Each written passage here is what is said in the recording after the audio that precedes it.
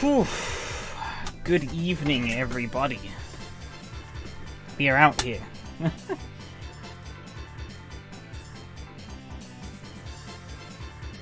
How is everyone doing? Should probably actually get the chat window locked up on my screen. There you go. That's more like it.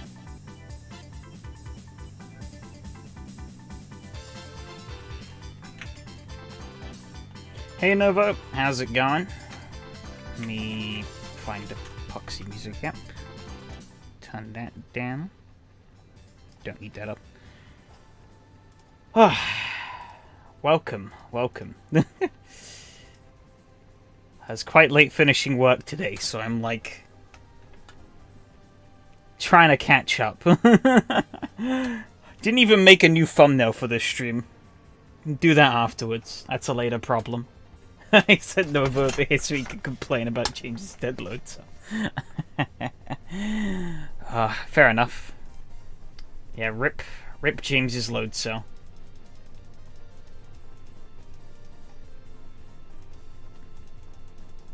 Speaking of broken things, my bloody... The left ear pad on my headset is practically disintegrated. It's been broken for a while, but I kind of just ignored it. And then, like, yesterday it completely fell apart, and I was like, oh, okay, maybe I should finally buy a new one. Shit, what track did... Oh, yeah, Assen. Do I really want to take the setup from Assen, though? Where's Oran Park? Oran Park. We'll take that one. I think that will do me better here. I ran pretty well at Oran, so... Hopefully that translates to luck here. Probably not. I don't even know if my wheel is gonna work. Okay, it's working. We're good. Put the name tags on and all that shit.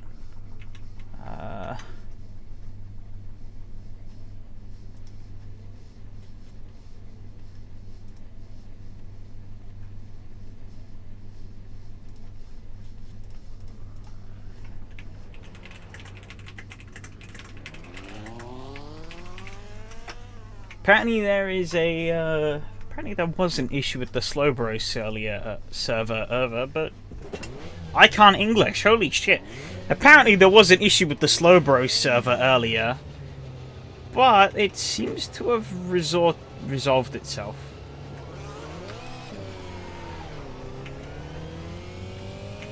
Jesus. Alright, get out on track. Why do they have to be the least prepared for the hardest track on the calendar? English that can't English sounds about right, yeah. Long day. Oh yeah, I need to put up a poll.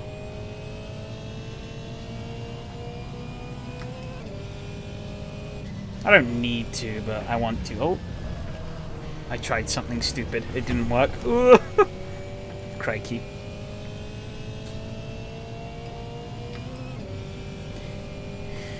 Hello, Donnie. How's it going?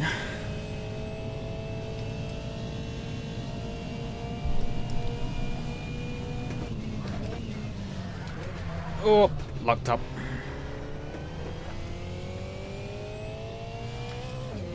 I'm really gonna... Tonight's gonna make me regret picking this track, isn't it? Getting a decent amount of buffering. Oh, that should not be happening. Oh yeah, what the hell? It's telling me it's red. Hang on. My Discord's... Oh, fuck. My, Yeah, I'm getting the red thing on OBS, but I shouldn't be. I'm not downloading anything.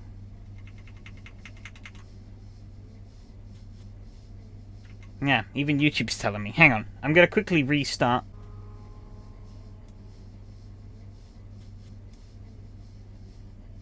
Okay. Maybe this is better? I'm not sure. It seems to be on my end. But hard to say.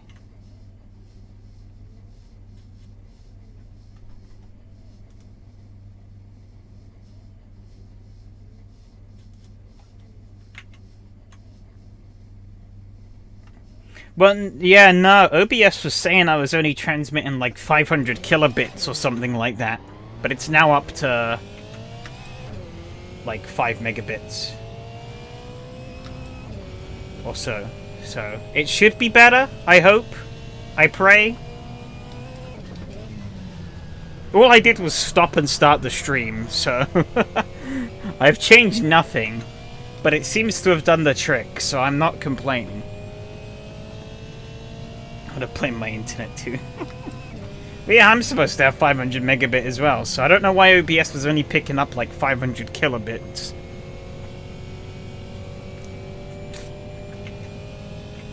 But, I don't know, is it fine?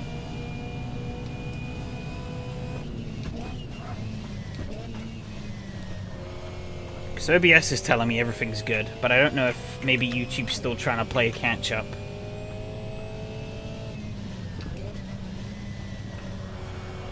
Seems good? Okay, cool. Cool. Awesome.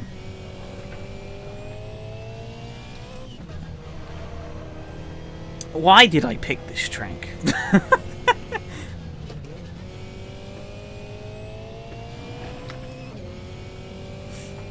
Basically gone and picked a track that takes everything that I'm good at in this car and thrown it in the bin.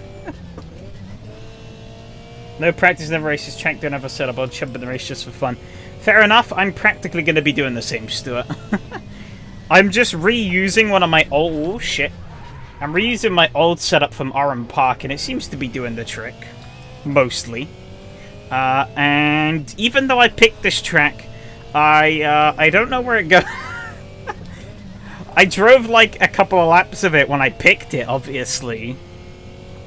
But, like, since then I haven't touched it, so it's just completely dropped from my memory. Oh shit, it's time to join the server already. Ugh. I am not ready for this. You know, let's jump off into the wilderness. Whee! Fence. Okay, there you go, yeah, the thingy has disappeared. Alright, let me actually... start the recording. That would be a smart idea of me.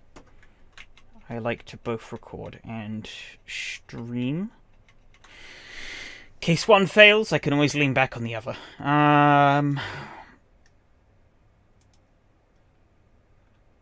17? It's a pretty good turnout. Bikoniki is the prettiest AC trees, haven't raced this layout, very hilly, no accident. yeah, none at all, none at all. I'm definitely not going to cause some. No, not at all. Oh, this is going to be chaos. It is going to be wild. I'd have to assume the server's up by now. So, let me do a quick search. Get it up.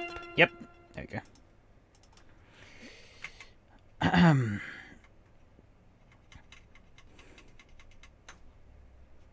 Okay, I wanna... I thought the people who could be slower than me have signed up, not even newcomers. Oh, I've given up, yeah. Well, who knows? There's bound to be lots of chaos here, so, this could be an interesting one.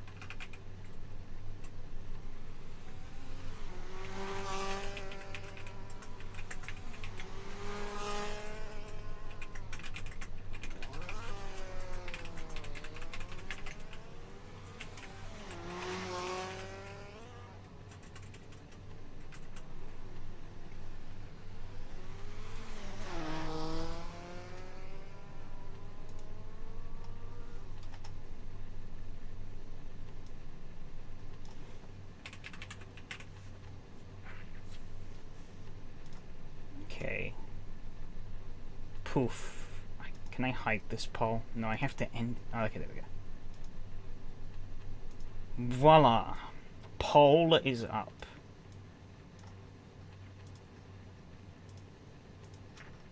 Basically, after the 2 main races tonight, it's down to you guys what we do.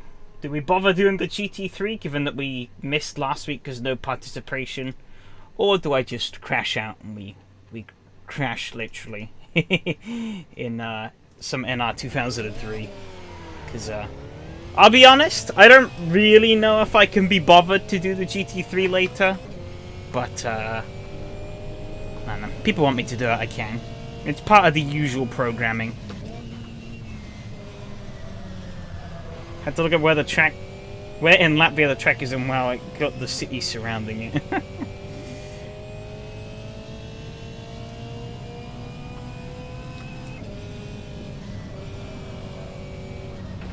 It's an awkward corner here.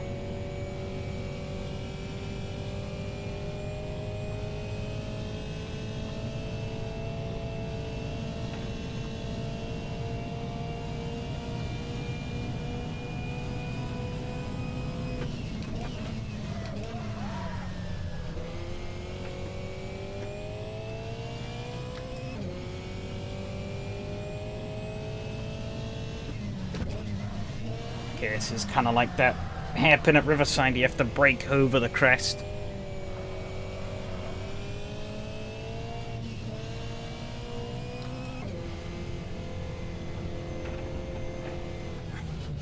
Okay, I think I'm starting to learn where this is going. You'd think this is Baltic Nord to be in the middle of nowhere, not basically baked into Riga itself. Huh. Yeah. Guess not. Maybe shorter gears are in order here. I don't know how fast you get down the straights. I probably won't get to find out because overtime. Oh, bit of oversteer there. Overtaking is going to be impossible. Right, how fast do I get coming down into turn 1? Do I even need longer gear ratios? I don't think I do. We'll see, we'll see. We hit 100. 101, 102. Well, I need to brake, so... I don't think we need longer gear ratios. I think I could shrink these down a bit and get away with it. Heck, probably the default gear ratios would be good enough, from what I remember. That's more like it. What about the speeds down here? It's quite a long, fast section, isn't it? So maybe this might undo my idea. Ah, yeah, it kind of does. We want that top speed for down here, but maybe not as much as I have currently.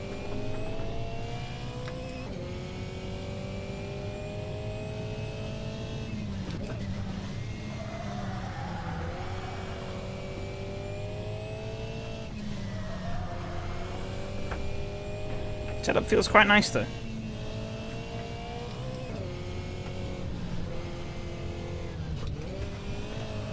I need to fix the idiot that's between the chair and the steering wheel, and then we'll be good.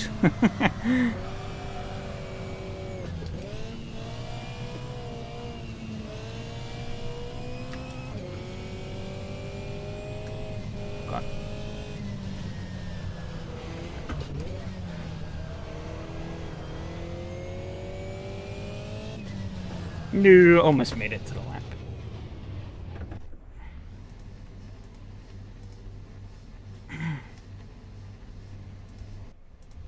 Okay. Maybe I could try 107, see where that gets me. We're just gonna keep up the default fuel. Just do laps. I need track experience more than anything, so...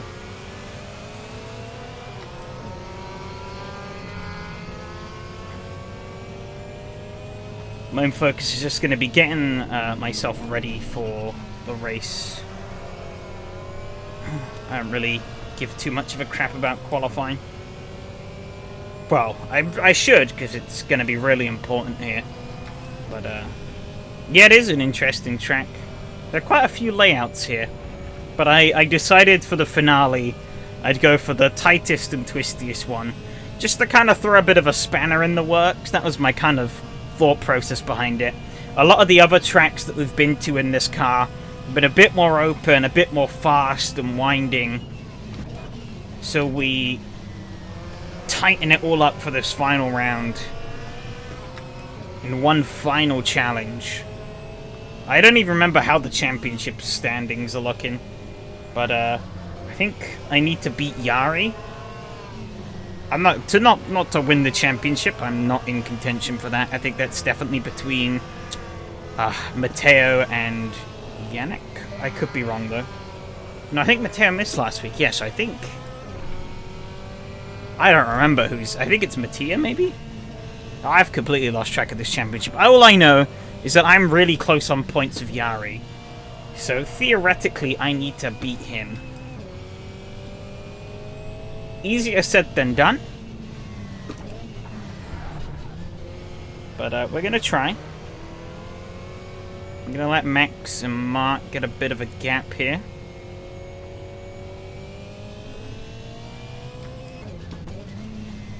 As they fumble over each other.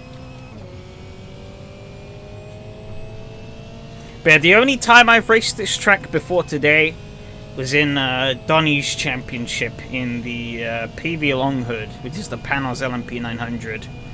That was a disastrous race that I never wish to repeat. So it's safe to say this is going to be an improvement over that. We're driving a car that's at least able to handle these roads. Unlike the fire-breathing monster that was the Panos. Nothing a small bonk won't fix. You're not wrong there. You're not wrong.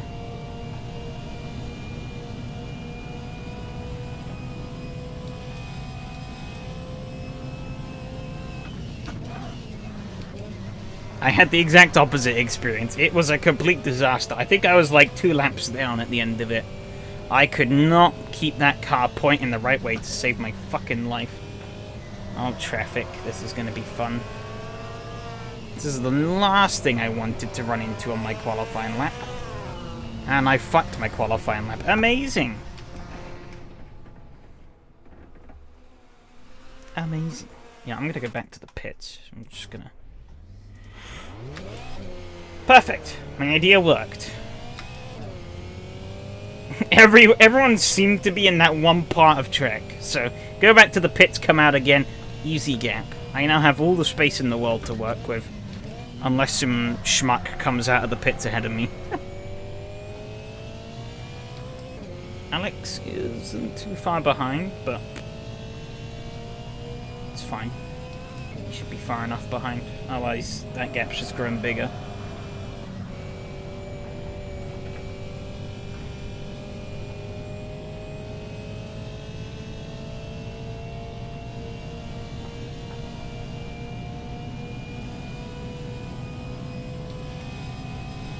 But,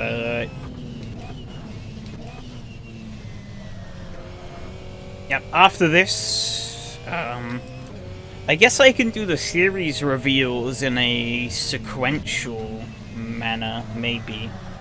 Or maybe I'll do... I don't know. I've got my next series lined up, I'm just not sure which... whether I should announce both at once after this race, or do... one after this race, or the replacement for this race after this race, and the replacement for next race after next race. But we'll see.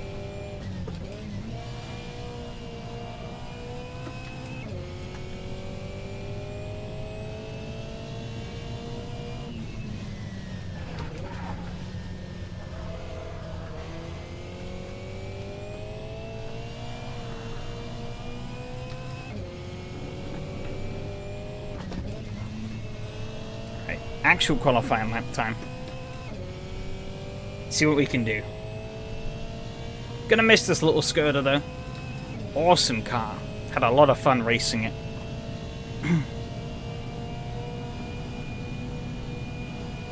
I think one of these days I am going to have to repeat some of these series, because some of these cars were just so fun. Like the Fiesta, like the Estonias, like this. And they're just really fun to race, and I think most people agreed.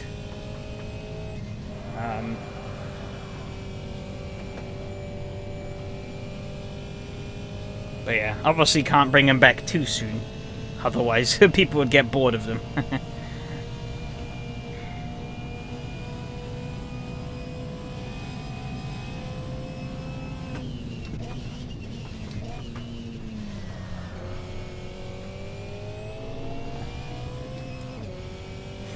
Albeit, you could almost argue that my next car is almost the combination of this and the Fiesta. But maybe not quite literally.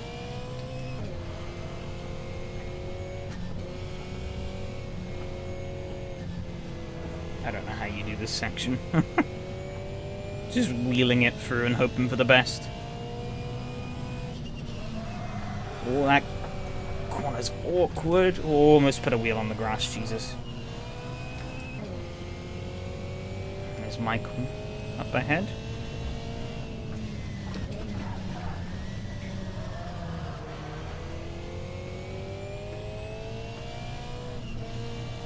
I managed to understeer for that corner. Holy crap.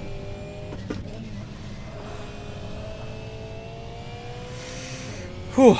Alright. What are we gonna get? 5th? Okay, I'll take that. It's a good enough starting spot.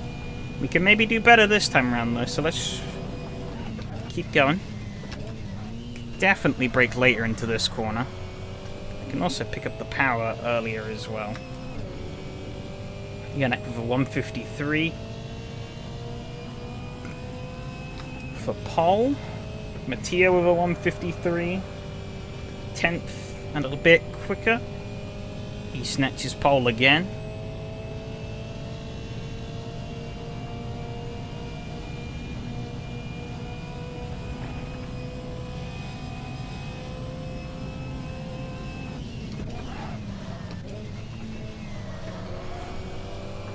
Michael's going to get another way from me. Alright, thank you very much.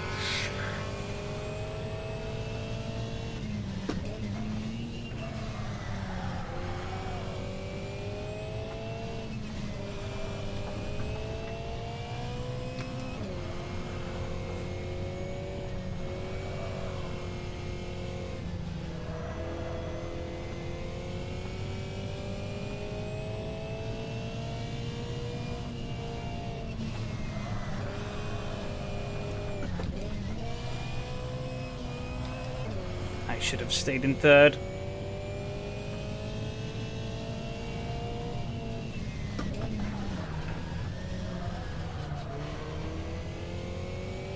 Some of these corners are very awkward.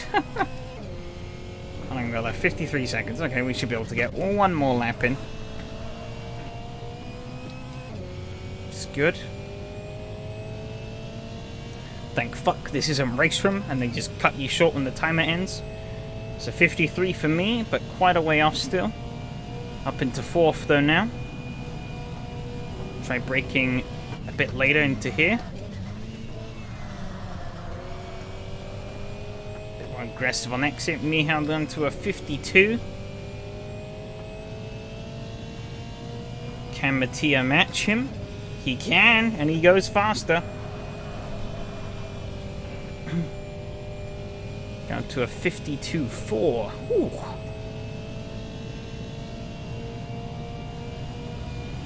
Oh no, I got a cut. Bollocks.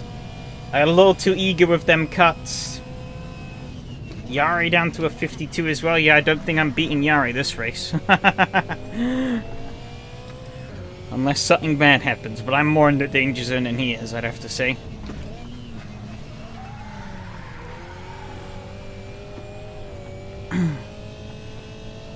It's going to be an interesting one, I could tell you that much. The start is going to be very important. I think I'm mostly gotten the hang of the track. The race will confirm or deny that, I guess. For real. This is going to be a tough 20 minutes. Say that much.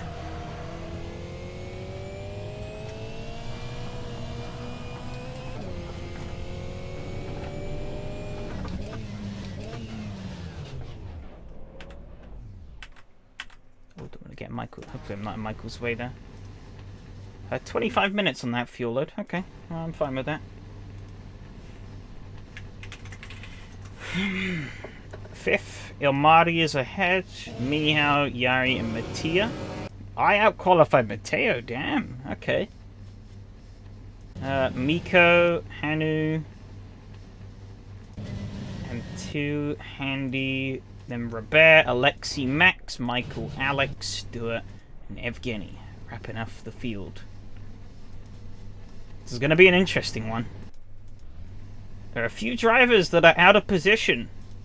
So we're going to be seeing those boys come through, I'm pretty certain.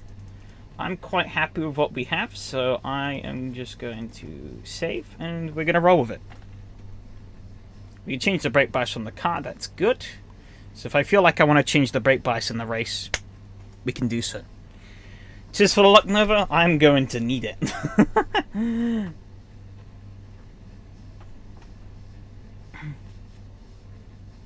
Pre-F. Yep, Fred. I think it's going to be needed.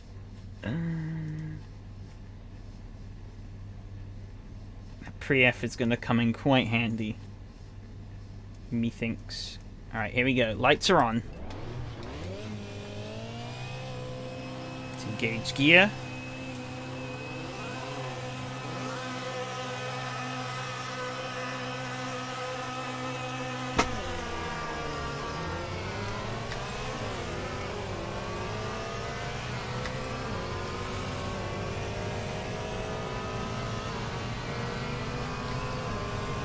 Absolutely pounced Ilmari at the start here. And I braked quite early, so I had to follow him. Gonna now just tuck him behind Yari.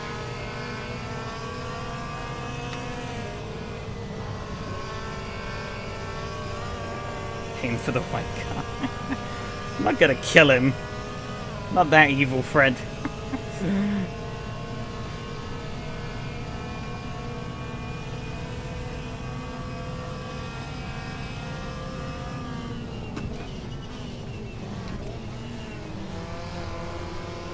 I can see some very bold and stupid moves happening into that corner, though. Very hard braking zone, but not a lot of real estate to play with. We come down into the twisty part for the first time.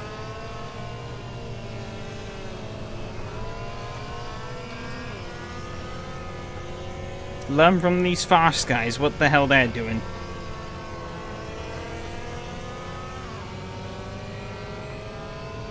I wonder if they stay in second gear through there. Maybe they do. I don't know why I put it into second gear through here, though. That was a stupid move.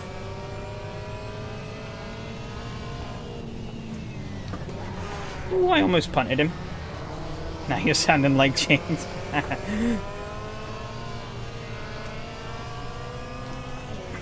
Oh. I am all over the shop here. Jesus.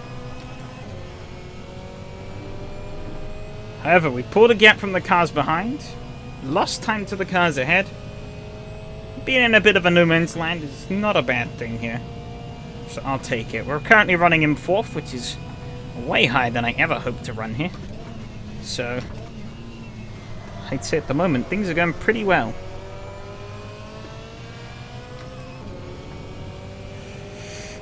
Don't forget as well, there is a poll in the chat. So you can vote on what we do after the main 2 races. We're obviously going to do those 2 races, but after that is, as I get very much on the grass there, a little track limits extension. It's fine. Yeah, what we do afterwards is down to you guys. If I'm really drained after this, then I might just not bother at all with the GT3. even if the votes say so. But yeah, I don't really give a rat's ass about it.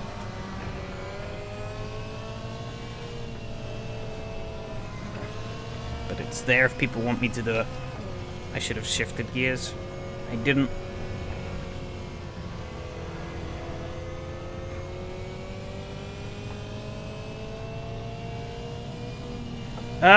Yes, but it's Spa, so I'm pretty certain there is going to be a grid. There was already 2 people signed up before I started the stream, so I'm going to assume there will be a grid tonight, because it... Oh no, it's not Spa, is it? I'm idiot. Spa was a couple of weeks ago. It's Laguna.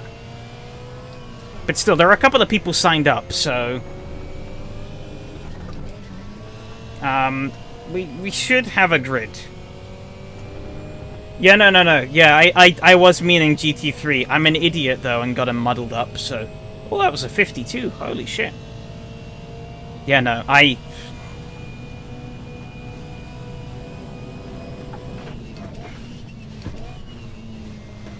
frazzled my brain at work, so...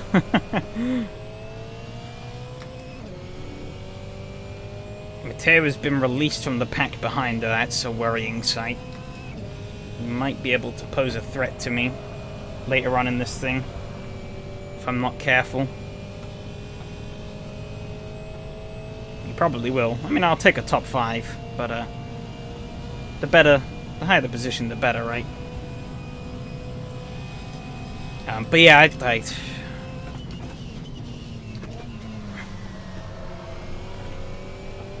one of the Laguna is, if not American Desert Spa, Reverse Rouge. But I guess you're technically not wrong. Yeah, I don't know. GT3 kinda poo, so not much as I like Laguna, I'm not over the moon about it. GT3 will find some way to make it uninteresting and boring.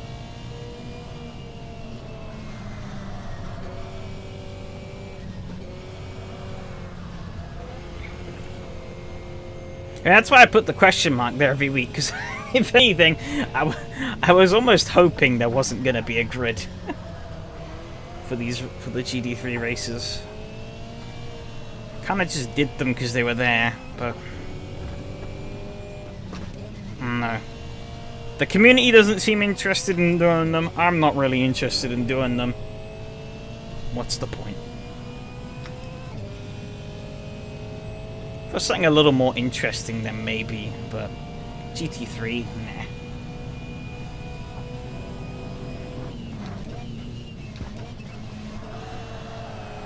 Oh, we drifting.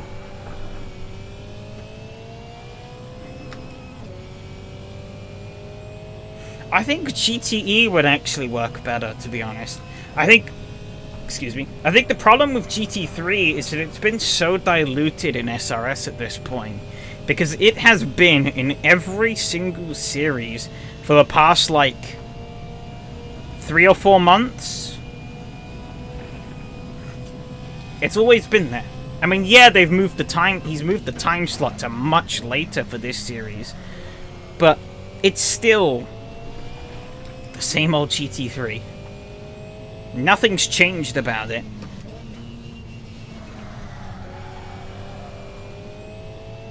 Yeah, GTEs didn't get the best turnout, but I feel like they would get better turnout than what we're getting with GT3s at the moment. I think everyone's just fed up of them, and they want something else. I don't know. I meant to ask whether he was going to replace that or not with something a bit more interesting. Because if it's just going to be... If GT3 is going to be in that time slot every series onwards, I think I am going to have to reconsider what I... Oh my god. I'm going to have to reconsider what I do in these streams after the main 2 races. Because, I don't know. Especially if the participation's this low this season, what's it going to be next season? Whilst my 2 series still have pretty healthy participation, so, you know. Never going to drop these unless I have to.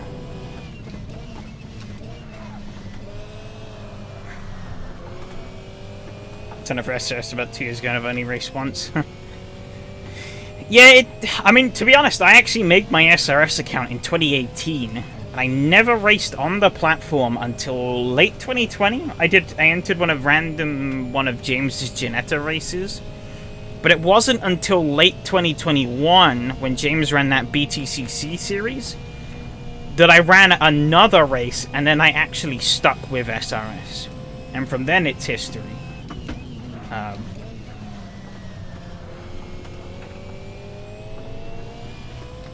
Definitely one of the best moves I've done in terms of my sim racing progression, I would say.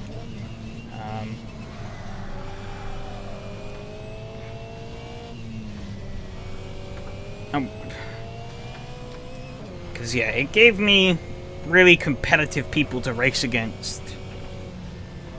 And a big group of them. I think you were still racing for a couple of seasons before, because we were both in Donnie's series, and that was my second full series in SRS with Donnie's Hypercar Championship. And you also did some of the GT2 stuff. I think there was like a GT2 Ferrari, and we did that. Yeah, small overlap, yeah.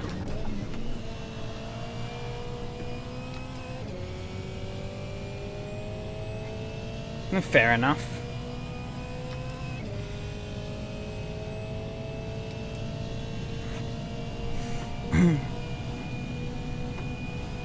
I've pretty much been able to strike what for me is the perfect balance of being able to race a lot, but not get burnt out on it. Because outside of the racing, I really don't do much sim racing. And I race pretty much every day these days. I race on Mondays in Donnie's series. I do this on a Tuesday. On a Wednesday, I join the SCB guys for some R Factor 2. Thursday, join them again for some AC. And then every other Sunday and every other Saturday, I do some racing.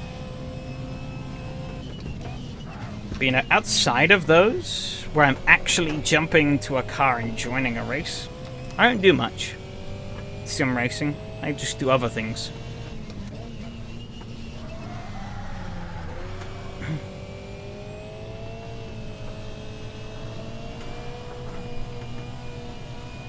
I think it's a really good way to be able to do a shitload of races and not get burnt out. Because some people slave and slave and slave and slave away at practice when they're not racing, and then wonder why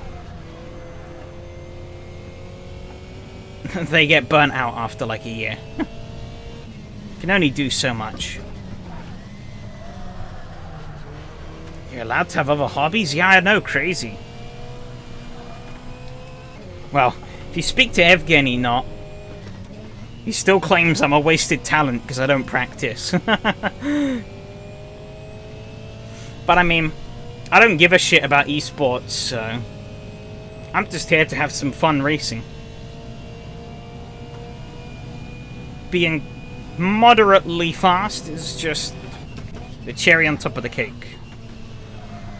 If anything, I don't want to get alien fast, because that kind of cripples some of the racing you get. I think at the level I'm at now is pretty much the perfect level.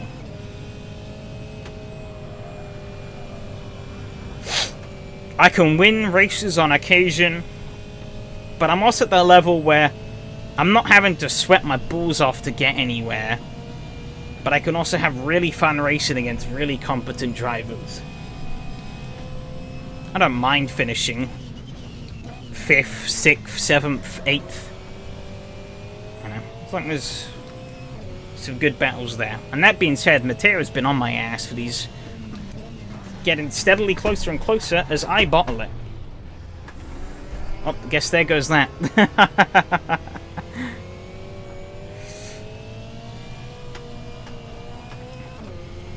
Been hanging on for dear life those past few laps, so I think it was kind of inevitable I was going to slide off the road at one point.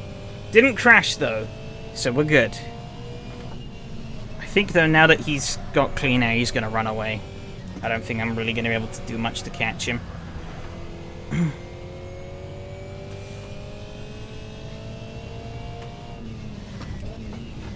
We'll see. Oh, locked the wheel a bit there when I landed. That was not good. 6 minutes left. And we're pretty clear of the cars behind, so... I think as long as I don't do something really stupid, I think 5th place is probably a lock.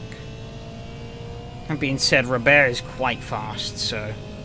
I don't know what pace he's going to pull out. He could be a 52. Okay, well, shit. Maybe I take that back. I'm going to have to get my arse in gear and start running a bit more... better.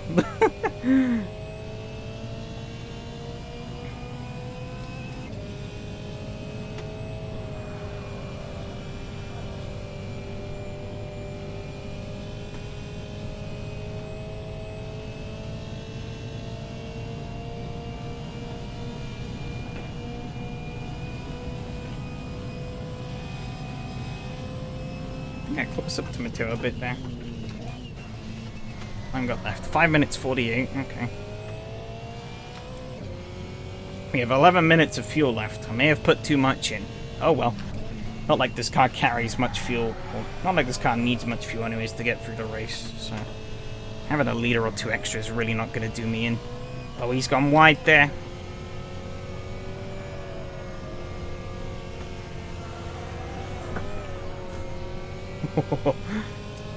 It almost feels like a rally stage at points of how you're going up and down, over blind crests, flicking the wheel around. I should have braked for this corner. Shit. I made it though, so it's all good. Lost time, but at least I didn't die. Feels like I should have an Irishman sat in the passenger seat screaming at me pace notes. Like as if this was RBR, but I do not.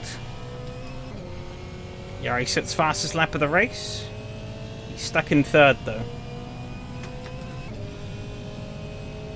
I went 5 times faster than Matteo that lap, which is good. Looks like Robert lost some time. He did.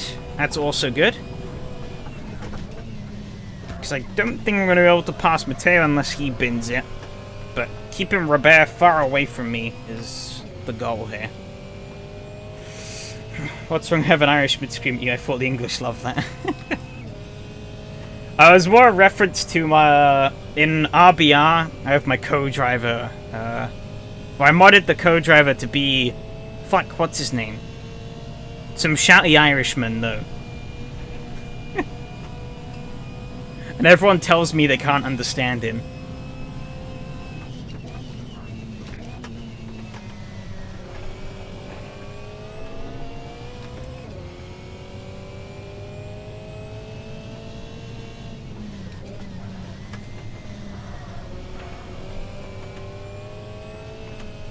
Yeah, it's the... Well, I'm not sure which one you're on about, but it might be. Liam Brennan, that's his name. Yeah, somebody turned him into an RBR co-driver. They got like a lot of like sound clips from when he did rally, or from like the rallying videos of him on YouTube. And they turned them into a co-driver mod for RBR.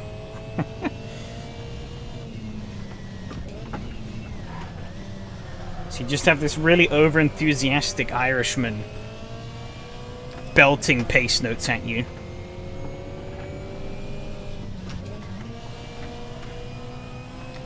Did it at first as a joke, and then it just kind of stuck. I never removed it.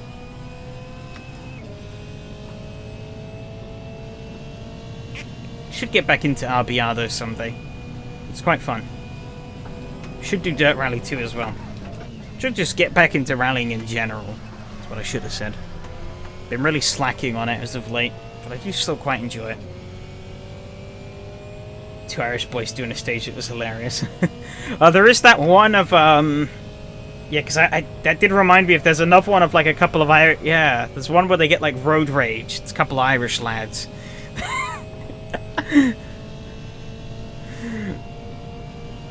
And they get really irate because like a slower car blocks them in a road. And they just ram him off the road in the end.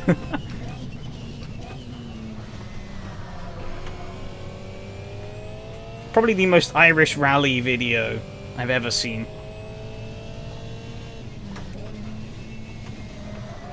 Just need AI generate Tony, you're destroying the car. I'll let you try an RBR right now. Well, you've missed the last 20 minutes? Damn, you missed the greatest race ever. How could you? Not really. But I will pretend like it was, so you feel bad.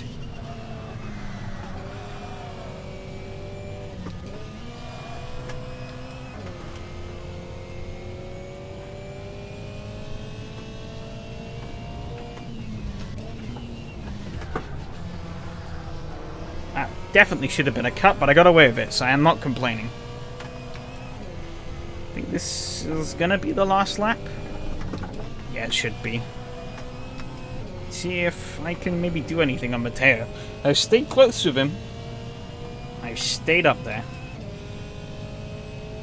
Yeah, it was just a little bit faster. I'm up there with him.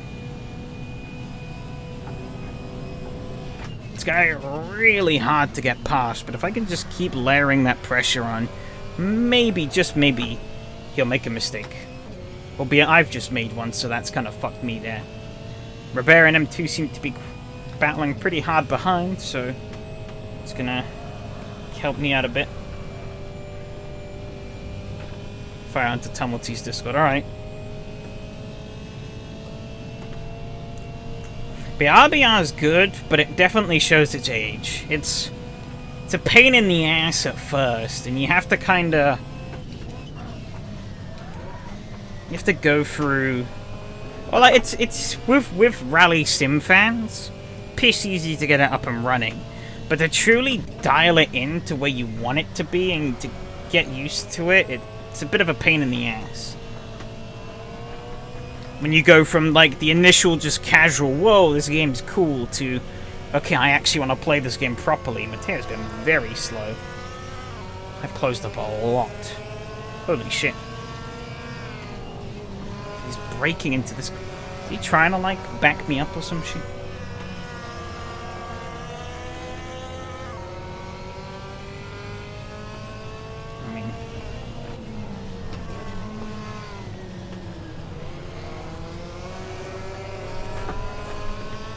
Sideways there. I'm gonna hold a better run through here. No, too much oversteer on the exit. No!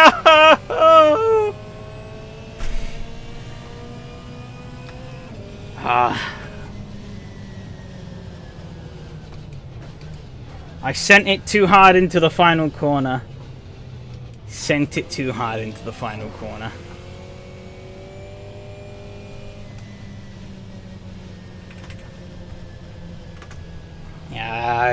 I got the rear end out, and that was history.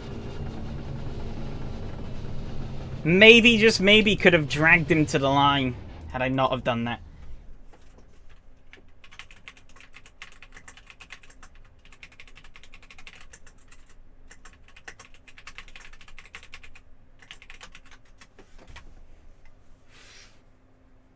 Main thing I noticed is that the roads have no camber.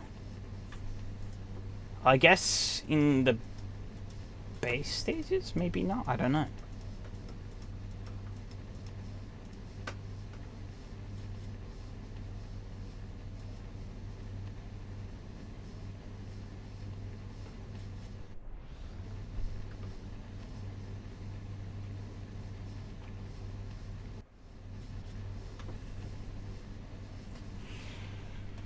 Whew, that was tough.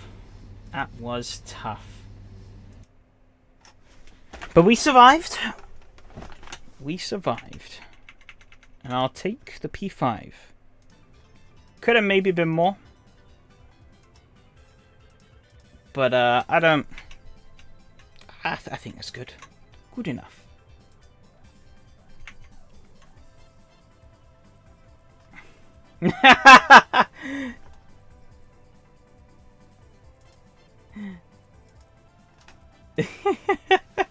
Hey, Adam.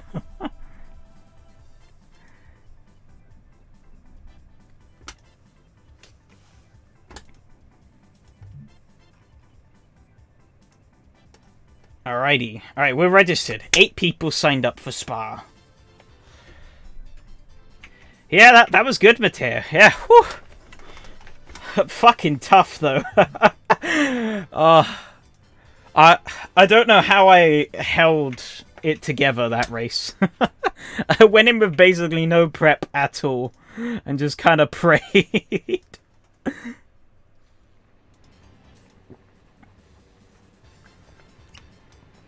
So nearly could have gotten you in that final corner, though. So nearly. Or well, I don't know if I would have gotten you, but would have been a lot closer. But I just got too much oversteer. Sent it too hard. Tried to get too good of a drive out. That cost me. A 4th for the 4th time. Poetic.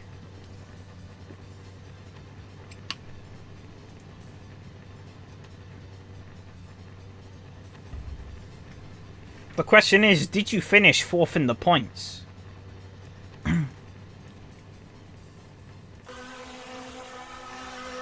I think you did, actually, yeah, because I think you missed last week, didn't you? So, Omari got a bad, awful start, though. He lost so much ground. Rip, not 4th in the standings. He got such a bad start. Yeah, you missed last week, so put you back quite far. Oh, Miko, really? Really didn't want Mart stand on the track there, did he? Off he goes. We all survived the first turn, though. That's impressive. Qualified surprising well, but spun myself out on lap 2. Can we have a do-over?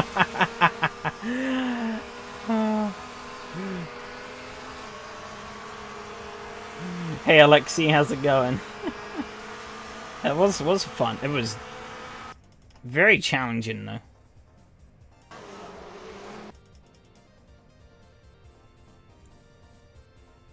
I was never going to hang with these 3, though. They were just too fast.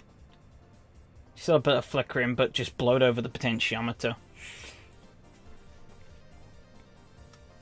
Hopefully it holds out. That was a fun experience. Maybe a little practice might have been a good idea. Yeah, maybe, Stuart, maybe.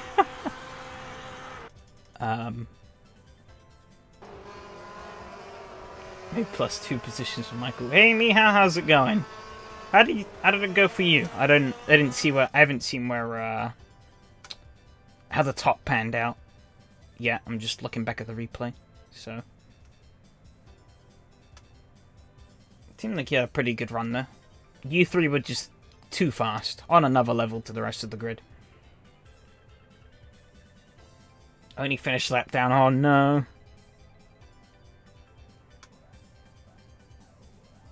I'll be honest, some of these laps, it did feel like I was bumbling around like a bit of a drunkard around this track. Sada's lost P2 only in the last lap. Oh, damn. Crazy. Yeah, but Tara was creeping up. Hey, Handy, how's it going? See, I should probably actually get to, get through this quickly, because I need to announce next series, don't I?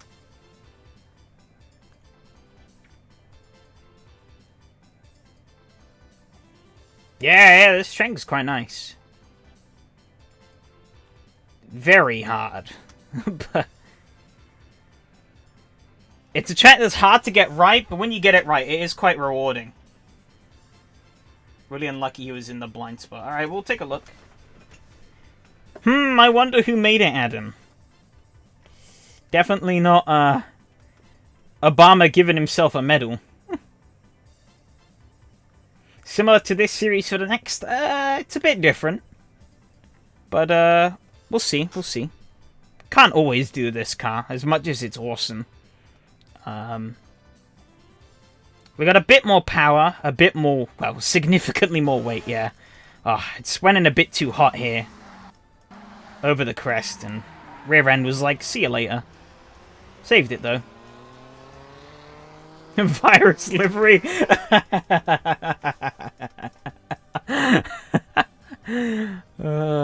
Yeah. Actually, I was surprised though. I kept up with Mateo after that. Almost threw it away, but held it. Yeah, it was. Very tricky. Constant undulations, constant turns. Like I said to the stream, it felt like a rally stage going through that bit, more than a racetrack. Because, like, you were just constantly haggling around the wheel to get the car to do what you want it to do. God, this looks so slow now after fast-forwarding it. I don't know what happened, though, up... Maybe it was here? I don't know. You lost a lot of time, though. And I was really close. Yeah, that's kind of why I picked this track, because I thought it'd be a bit different. As like a bit of an interesting final challenge.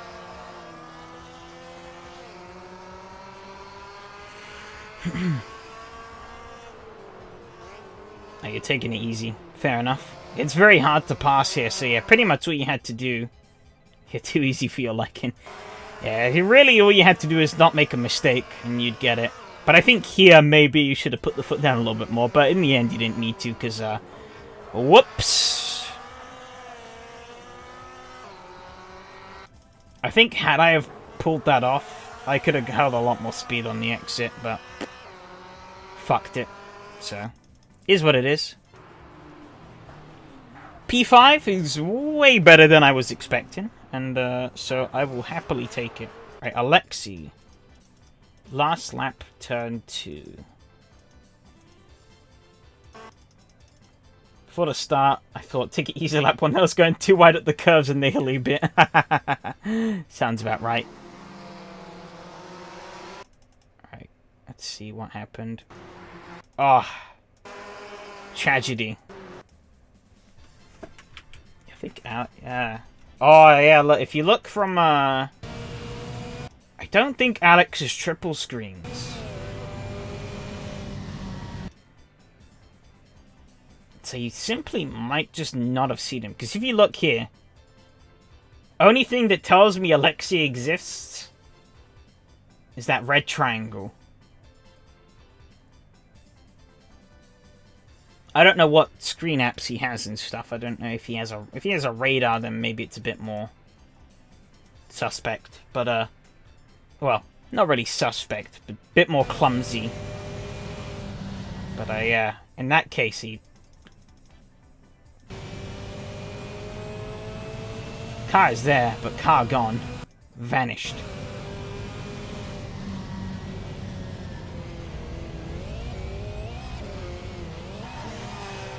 Oh. Keep the chocobo at the beer sponsor. Let's see Hanu on that first lap. I want to see some too wide through the section. Okay, let's go. Let's see. Oh, bit of a gaggle here. Oh, Robert and Miko got into each other. Oh, fucking hell!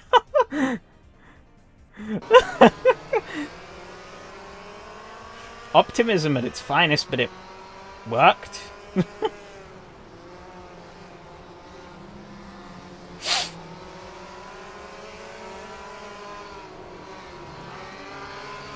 And Robert was there.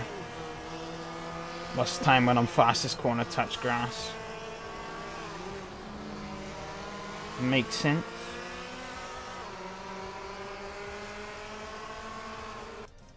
That's why I've been overtaken. Yeah, this was not an easy track. In the slightest.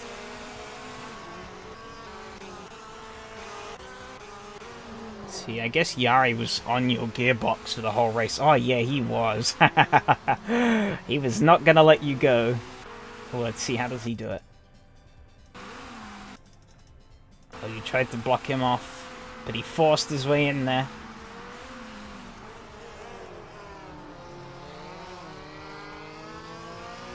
Much better from the back of the back. Oh, but actually, no, this wasn't it, because you got back ahead of him. Alright. Oh, I'm like miles away from the end of the race. What am I talking about? Okay, oh, here we go. Oh, it's the exact opposite now. Okay. So he goes the outside way around this time. Oh, little tap. But he has the inside now into here. And he just slips on through. Fair enough. That was it. Alright, let's get the hell on out of here.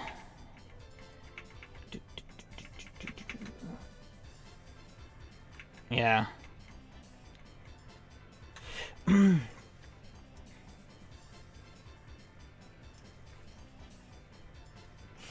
Yeah, from my experience, Yari really knows where to put his cars in these races.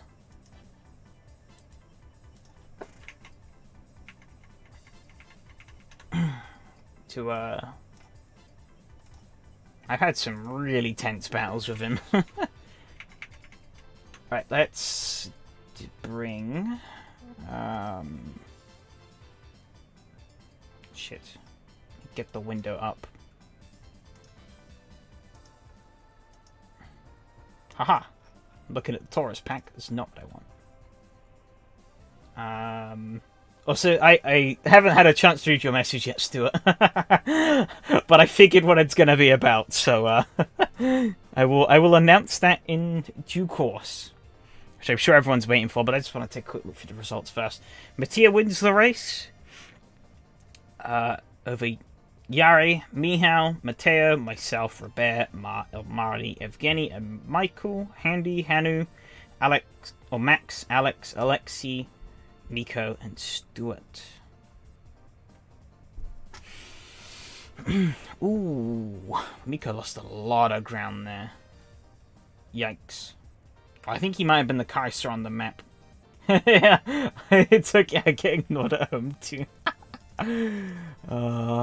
Yeah, no, I've behind on track tonight, so I'm just trying to catch up. Fastest laps, Mattia fastest in qualifying with Yari, Mihal, Ilmari, then myself, Matteo, Miko, Hanu, Mart, and Handy. And then in the race, Yari got the fastest lap, then Mattia, Mihal, Mart up there with a 52. That's 2 seconds faster than his qualifying lap, so he really figured this track out in the race. Then Robert, Miko, myself, Matteo, Ilmari, and Handy. And let's see, how does the championship wrap up? I've completely forgotten who's the champion. It's Robert. He takes it by 21 points over Mihal. So congrats to Robert. 2 wins, 3 second places. This was the only race he didn't end up on the podium. Or wasn't on the first or second step, so... Great consistency, great pace. Well deserved. Mihal in the runner-up spot. Didn't have the greatest of races at Oran, but the rest of the season was really solid. Only missing out on the podium at Assen, beyond Oran. Yari as well, incredibly consistent. No wins, but 4 podiums. That's good. Me in 4th with 2 podiums. Matteo, 1 race win. Definitely could have been a lot higher on this board, but obviously missed last week, so it's a shame. But yeah, that was quite a good season. How close was it? That wasn't close between me and Yari in the end. That Asim was crashed without... Oh, yeah, you were spun on the first lap. Yeah. Oh, you got... Yeah, you spun on the first lap. Yeah, Oran was another tricky track. I'm surprised there wasn't more bust-ups at Oran. Oh, yeah. The shit that went down at lap 1. Yeah, hey, Omari. Yeah, that's a really awesome championship. Very competitive racing throughout, which is awesome to see. We got 15 at the moment, with a little time left to register. I guess it's time. I don't have anything prepared for this, so excuse me for a second, as I'm just gonna load up a single player session with next season's car.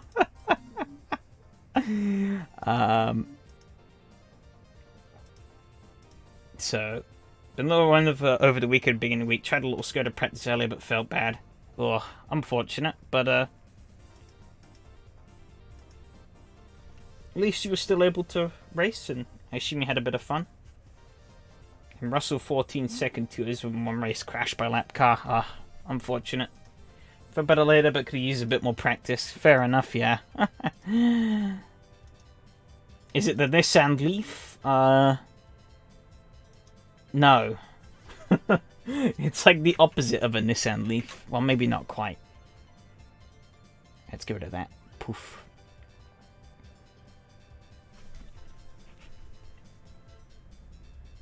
No branch. Hey, Aldo. Alright, here we go. We are in the Audi Sport Quattro S1 for next season. Haha, this thick boy.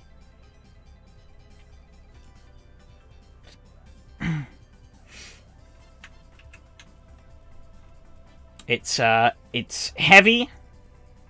It doesn't brake very well.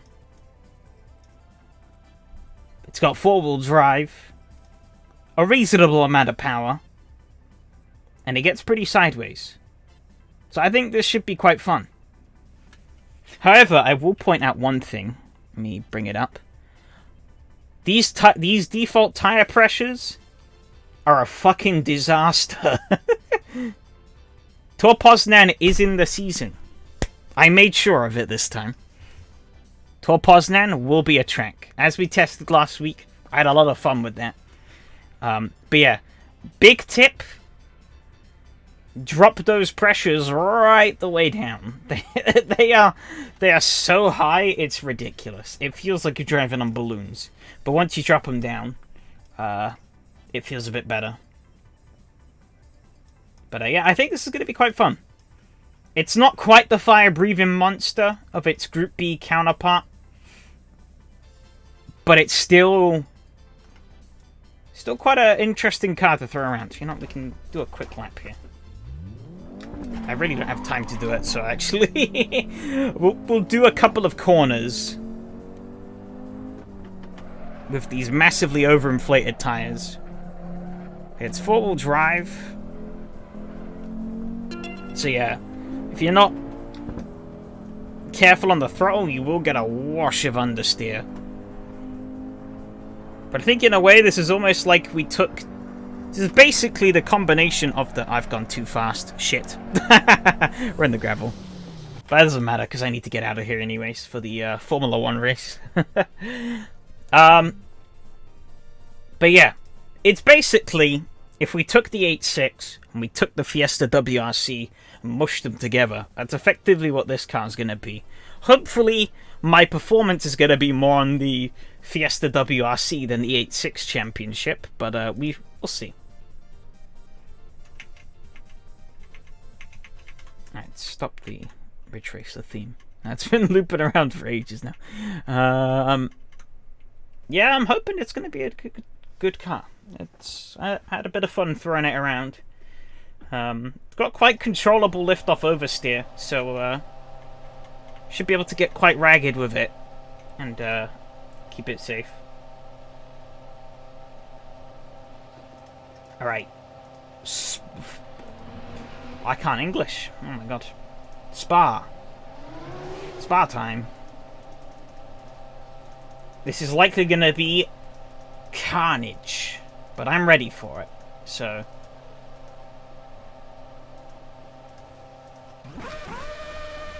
I lie, I'm not ready for it, but... I'm ready to get murdered on the first corner of the first lap, is what I'm implying. Enter every corner of extreme attitude, both of your car and your mouth. Alright, okay, we shouldn't need to lift here. To be honest, we didn't run GC3s, but you know.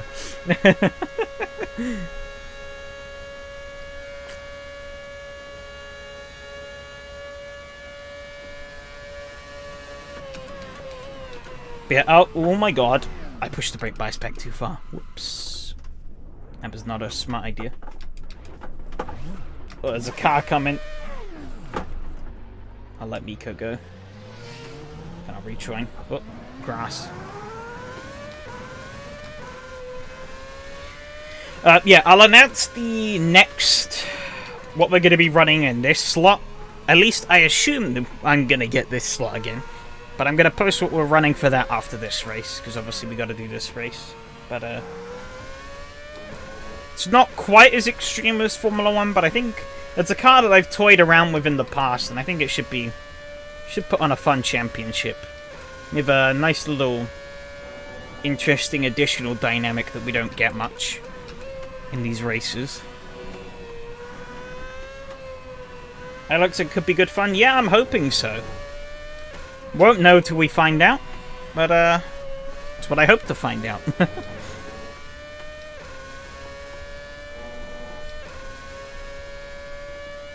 It's IndyCar? No. Nope, not IndyCar.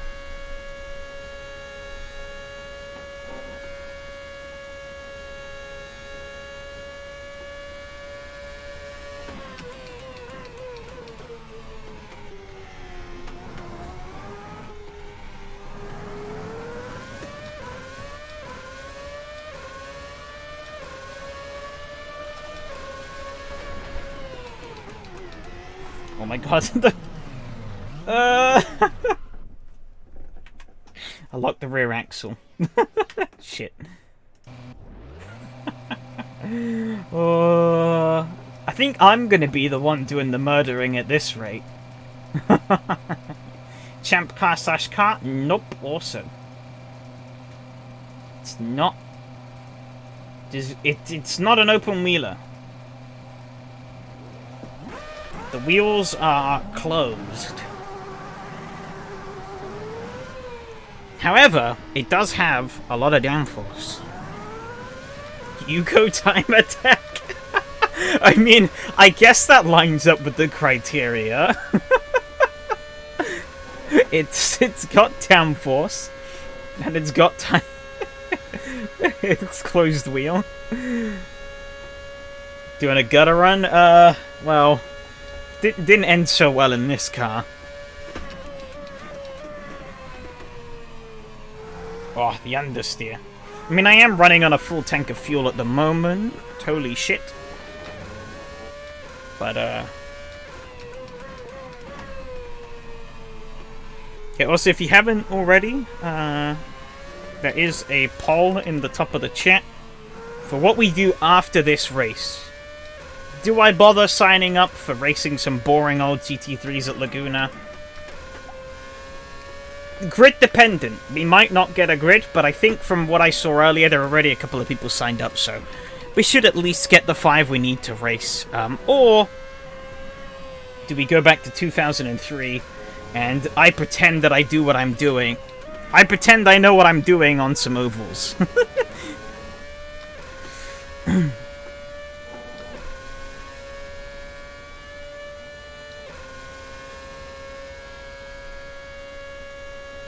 Honestly, I've been quite enjoying it in our 2003, going back to it. Been crashing quite a lot, but it's been good fun. Forgot just how good the AI in that game is, though. So good. Have to prove you have taste. Well, there's your problem. They don't. They're sat here watching me. I think their taste buds long left.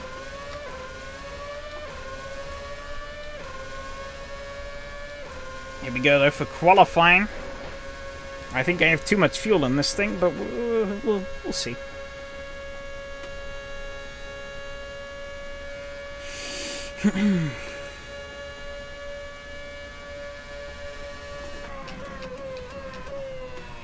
Logic, you have no power here.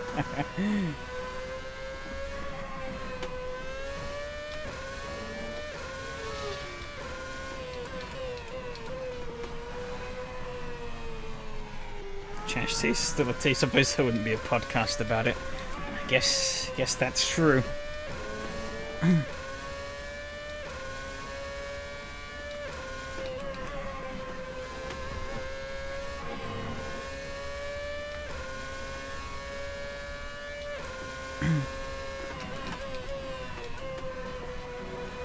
Alright, these Supersofts seem to not be burning themselves alive. Admittedly, I'm not pushing it that hard on this outlap.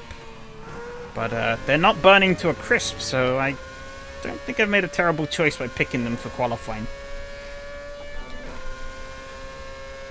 We'll see, though. We'll see.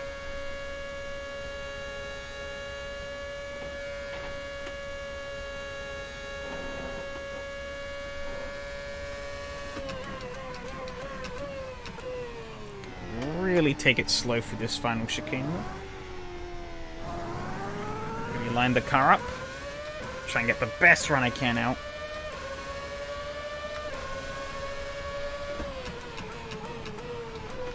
Now, Ferrari could be quite potent here if Watkins Glen was anything to go by. Given the straight line speed we had at Watkins Glen, I think it's definitely going to be a bit of a... It could prove to be a bit of a weapon here. But admittedly, this track does have more corners than Watkins Glen. So, we'll see. But I think it definitely could still come into play.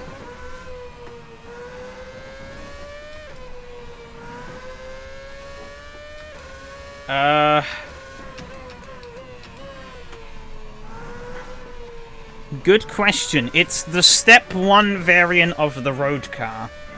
I think S1 might be the rally car.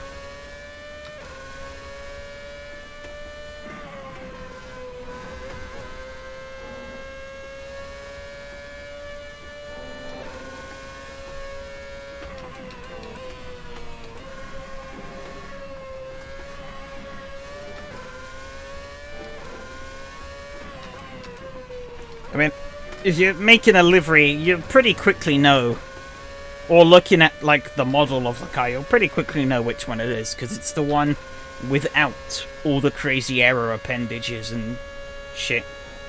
If it's white and yellow, it's the wrong one. Yeah.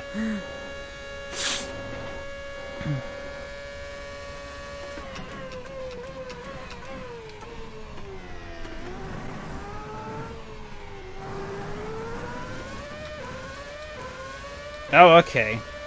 I didn't know there was one literally titled Rally. So it might be S1 then. Because yeah, we are using the Step 1 variant. There's a little more juice. A little bit less weight. At least I think. I don't know. It's a bit more performance tuned. So, it should make for slightly better racing. Methinks.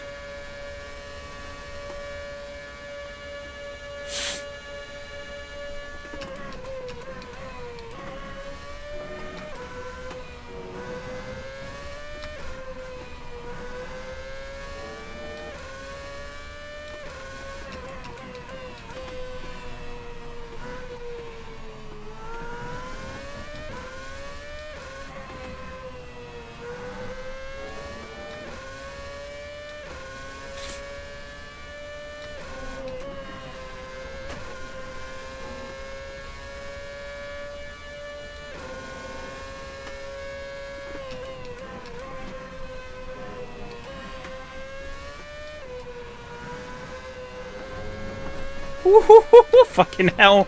Jesus. I very nearly died.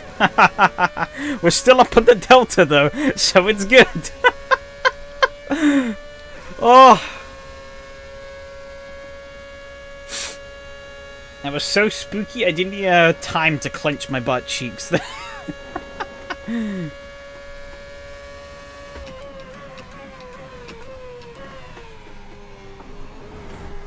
Great fun getting to race a Formula 1 car again, though. It's been so damn long since I've driven a car that's just this stupidly quick. Because, yes.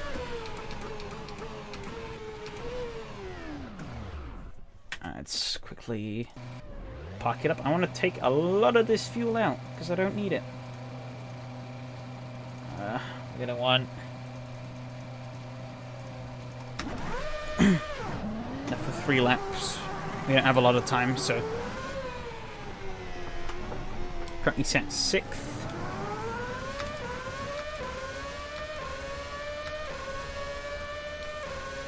7th now.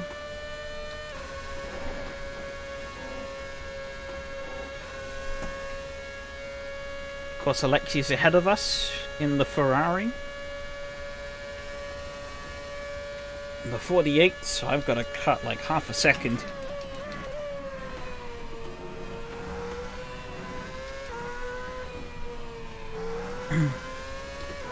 One thing I won't miss about these cars is their trademark understeer. Holy cow. I mean, maybe had I have not run fixed setup, that could have been remedied. But, yeah, these bad boys, they understeer quite a bit. They are still, like, insanely, stupidly fast. But they still do understeer. And that's something you really have to manage.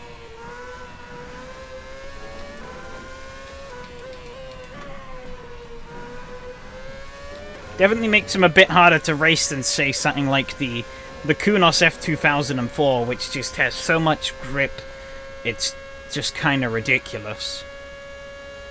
I'm pretty certain that car has way too much grip in this game, but I could be wrong. Jesus, Evgeny coming in with the pole time. He has been insanely fast. But he just hasn't had the luck he needs, really, I think, in this championship to really solidify him up there with his teammate in the top spot. But I think Alex just needs to have a clean race here.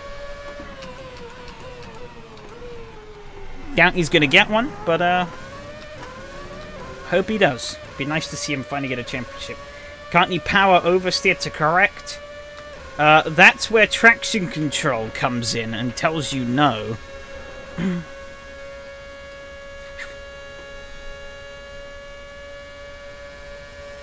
And you, trust me, you need traction control on this car. Some cars that come with traction control, I like to turn it off, because you can get away with turning it off, and some of these cars handle better with it off. But this car, no. So you can, like, get a tiny bit of slip under power, but it's really not a lot. The traction control pretty quickly come in and tell you to stop sliding.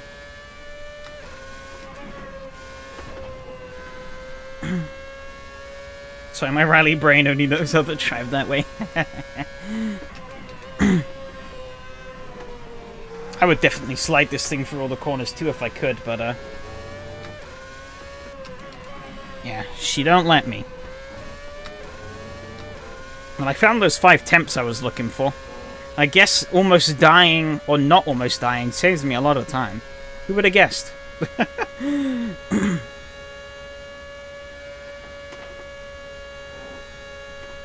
Pretty scruffy lap still, though, so I'm not overly happy with it. But it's good enough.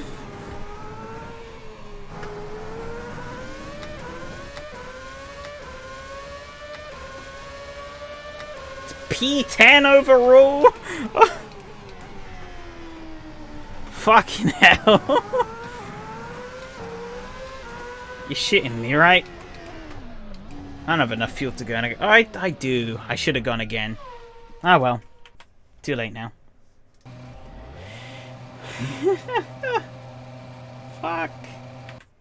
Oh, wow. Really? 110. Okay, that's what we're gonna need. I think to make it to the end of this one. Put the mediums on and cry. Yeah, I was thinking of that exact clip. P60.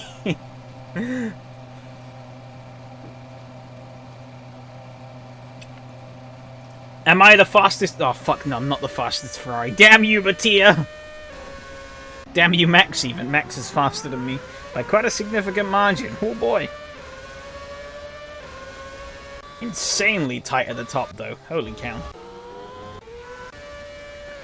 Oh, Lucas picked Ferrari this week. Interesting. No, this car does not have DRS.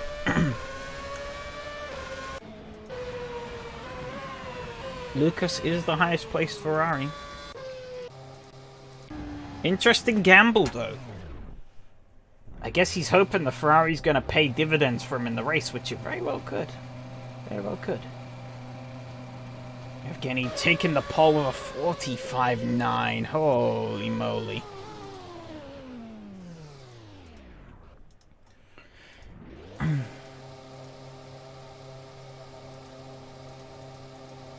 Cheers, yeah, I'm gonna fucking need it.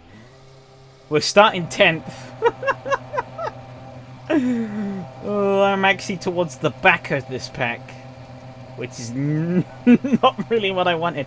However, I got Alexei, Michael, Jack. Don't know who Davide is, but that name sounds familiar. And it's handy as well. Behind SRS TV. Everyone's gone for the mediums. A couple of people gambling on the softs. Interesting. Best place to start. Dear Lord, save me. Yeah, cheers for the lucky people. I'm really gonna need it. Don't forget as well, if you haven't, drop your vote in the poll whether you want to see me race GT3 next or bust out some old classics.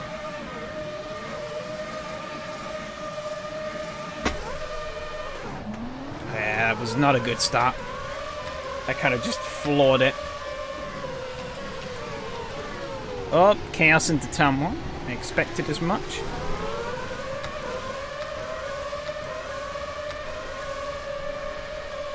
Is Jack really going to try it? Oh, he is.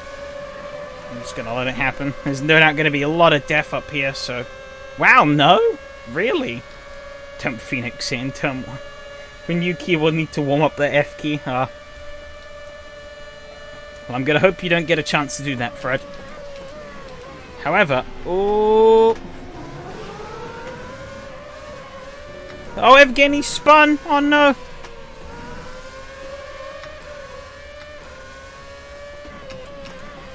That was me saying, "Oh shit, I'm at the back," and now I'm up to 6th.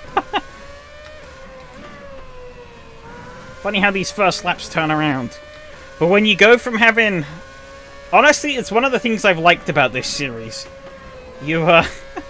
It's led to a lot of chaos, but I do quite like the fact that the car you have in qualifying is so different to the car you have in the race. Because we go from having, like, not much fuel in the tank and super soft tires to then having to bolt on the mediums and filling the tank all the way up. Every time someone votes for GD3, a kid loses lunch to a boy. Too bad for Fred. That would be a positive in his eyes. Oh, chaos at the bus stop. Not much. Cheers, playwright. I need the luck. It's turned pretty lucky so far. Looks like Mattia got a penalty because he was stopped there. It's hard to reach out and talk, I forget, or and drive. Hello there, I mean, catch you later. I'll buy you a beer. Might need one after this. Oh. It'll turn to RGB for fireplace mode. Qualifying is overrated indeed.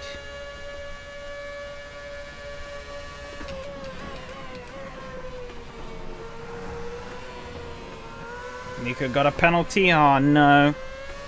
He's still ahead of me though, so it's fine.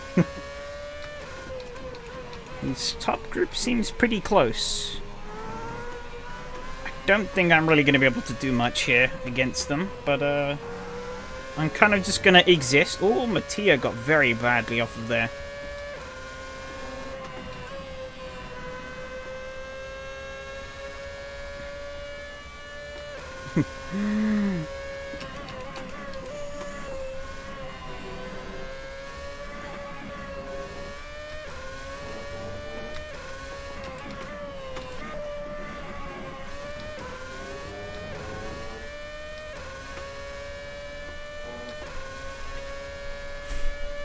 I was about to say I wouldn't mind busting up at a cold run with Barney, but then that means being in the Half-Life universe, and I'm not sure that's a place I want to be.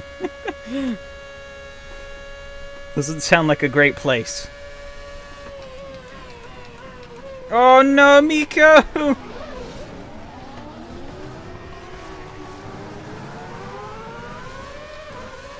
Chaos.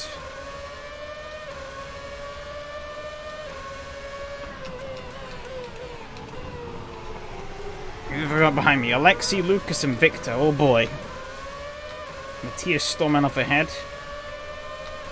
Alexi's gonna try it. And try and convert it into a slipstream down the straight. Look at that difference! And because it's a Assetto Corsa, side drafting doesn't do anything. Actually, no, it makes me faster. Yeah, I went back and looked at that. When I was talking, or when I was like thinking about like drafting and stuff, and like different sims, it reminded me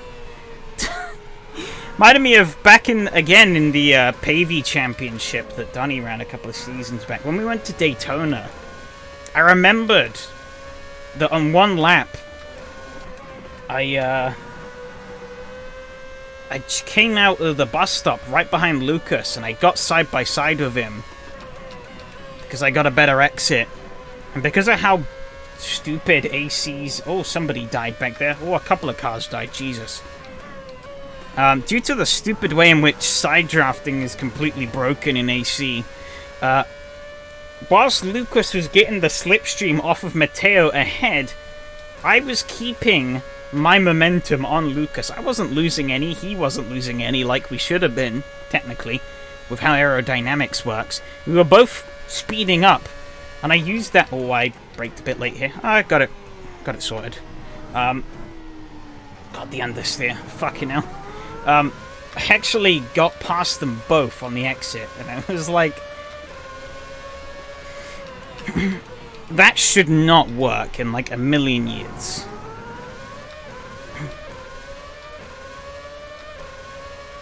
But because of the way it works in AC, it did. Lexi's right back on me again. He's going to do the same as what I did to him.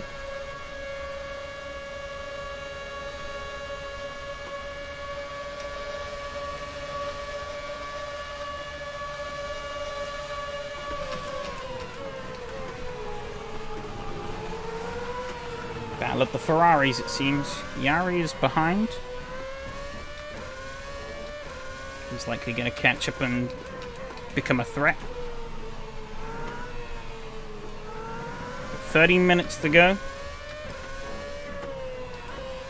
Tyres seem to be holding on quite well here. I guess maybe that's why a couple of people gambled on the soft tyres.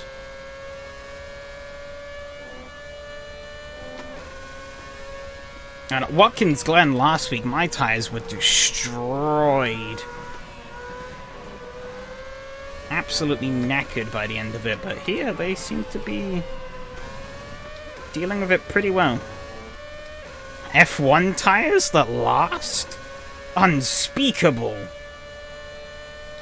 But yeah, Yari's gonna get the slipstream on me here. Not good. I'm not close enough to Alexi to really get one off of him.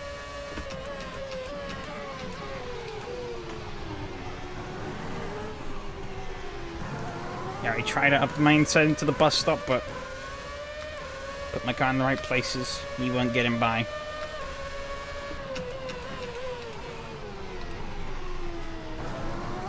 Oh, that was a crap exit.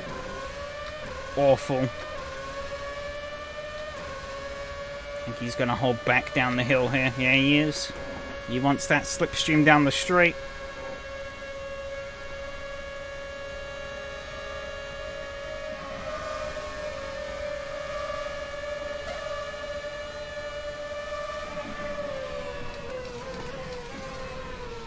Thought it would work a bit better on the return, but it didn't quite. Who's leading? I have no clue. I don't really have the time anywhere around this lap to go and tab to check, and who knows, the tab leaderboard might not even show it. I can tell you one thing for a fact, though. I'm not doing great with this understeer.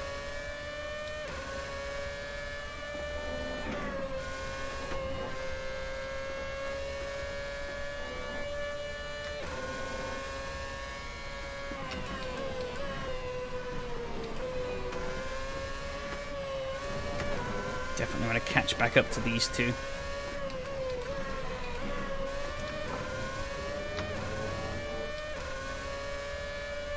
Front-wheel drive Formula 1. Alex is leading.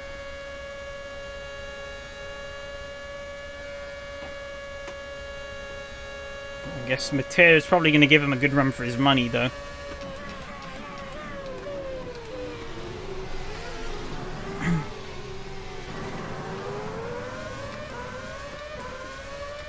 But the gap they have over us three here, though, I think as long as he doesn't have a crash... Oh, I hit the wall there, shit.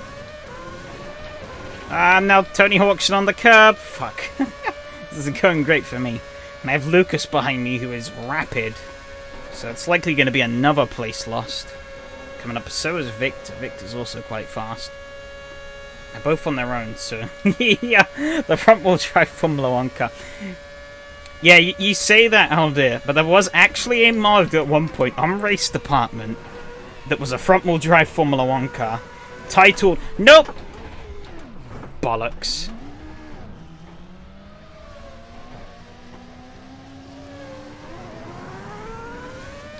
Yeah, the easy driving version. Well, I have gone and made... Talking about easy driving, I've gone and made this car harder to drive. I've given it more understeer. You'll love to see it. That being said, once again though, it doesn't feel like it's done a lot. This doesn't feel too different.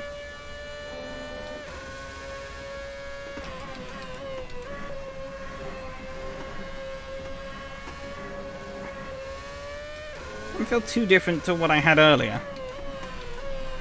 I say as I understeered into that corner all the way through. Alright. I guess the goal now is to hang on to a top 10. Tied to a box. Can you imagine what that looks like? Fuck it up.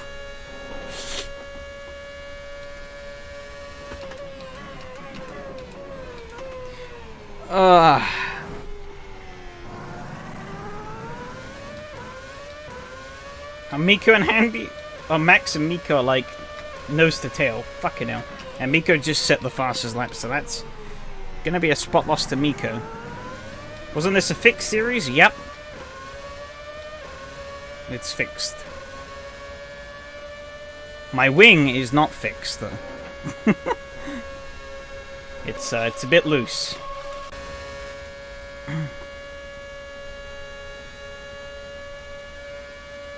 Yeah, this is a fixed championship. You really can't change a lot on these things.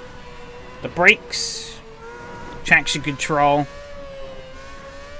and the engine brake. I guess tires and fuel as well. That's it. That's all you can change.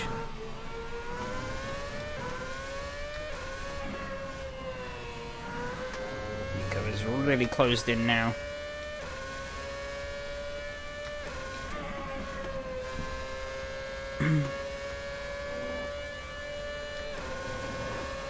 He's not going to try and go for an overtake here, is he? He's going to get it done. So props to him, I guess, but that was a... it was a ballsy move.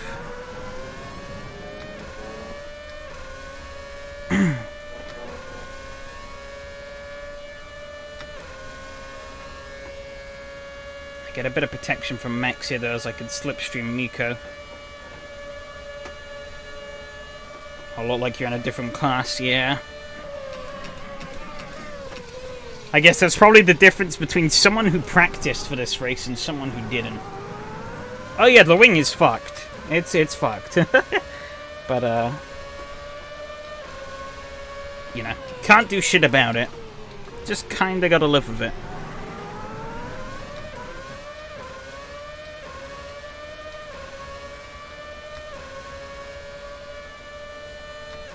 The issue is as well is that my driving here wasn't that great anyways. The standards at Spa, ironically, given that there's usually a lot of crashes at Spa, hence the ironically, but the driving standards up front at Spa are usually some of the highest, given how popular of a track it is. So to compete at the front, it's really hard. And yeah, I wasn't really feeling this car to begin with. I think I did 0 practice. He's an animal. Fair enough. We're in the same boat. He's just built different. I didn't do any practice either. But he's just better. there's no other words for it.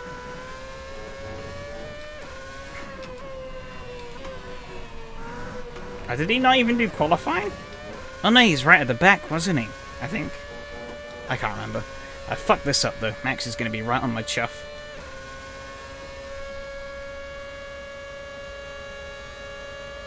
Oh, is he really gonna... He's really gonna try it. Oh, he got past.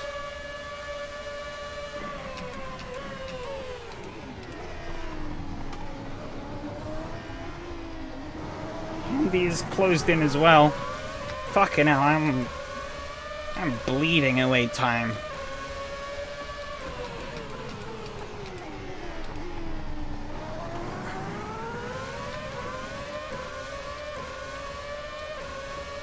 Yeah, I'm not doing great here. This wing is definitely crippling me. Quite a bit.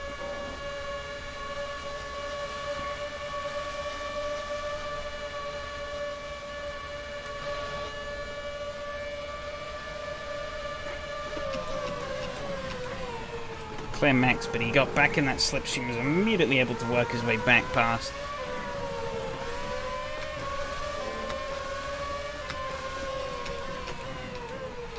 Oh, he did himself into the corner. But I don't have any rotation.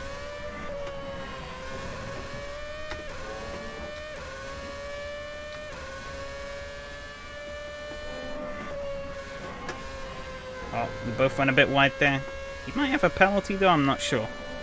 Don't think so, but he could.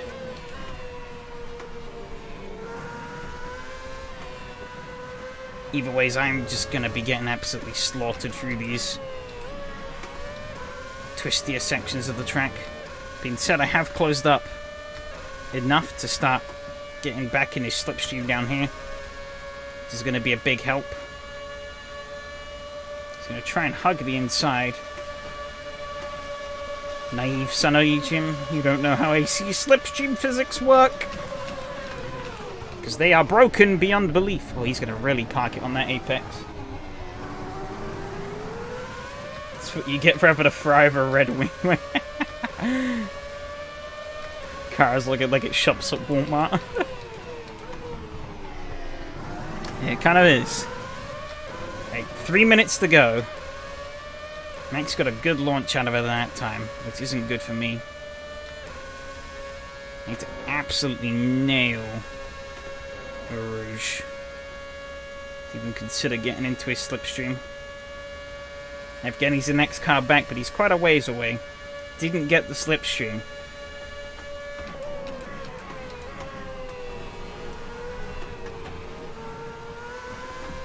I'm just gonna bleed time through here.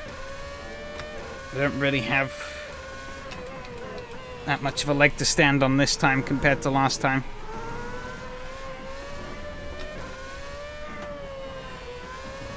Just have to live with the understeer as he gets further and further away.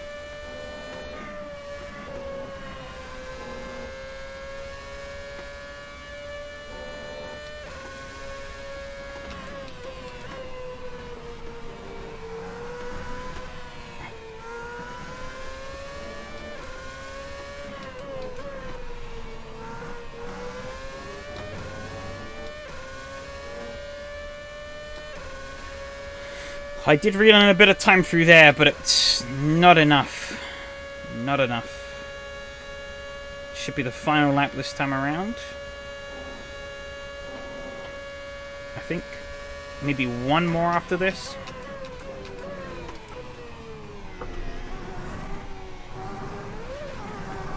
I hit the curb there. It was not good. He gets complimentary pasta sauce.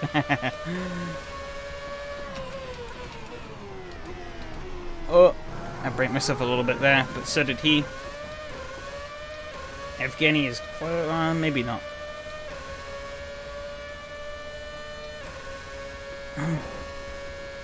Don't forget, if you haven't, there is a poll in the chat. Still seems like GT3 is the leading pick. Unfortunate, but yes, people really do have it out for going left. People don't want to edge a McCaden.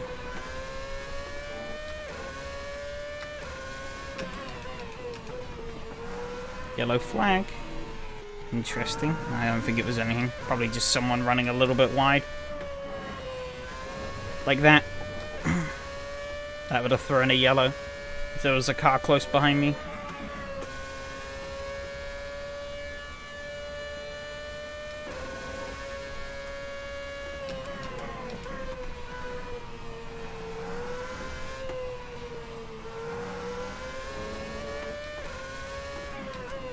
Oh, he's going to lock up. Leaders on final lap. Did they start another lap? I don't think they did, so this is going to be it. Matteo wins the race. Mattia comes home second.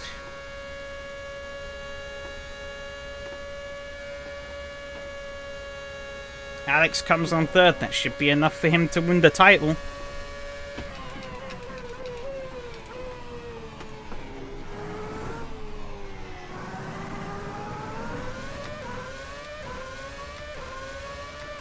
You suffering in GT2. That was my fastest lap of the race there at the end. Shows just how much the fuel burn really makes to these cars. Whee!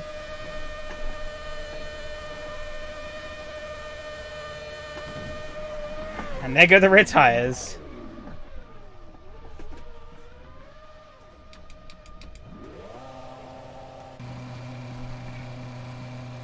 Safe to say, I assume everyone who's watching has already voted humanity is doomed.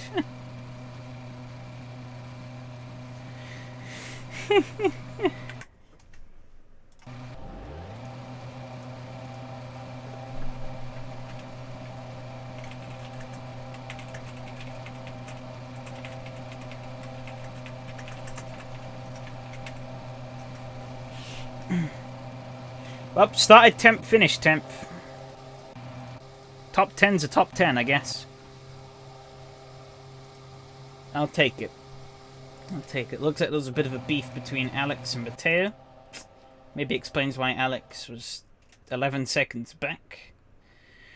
However, Alex should have the championship, I think. Maybe not in the way he wanted to, but one registered.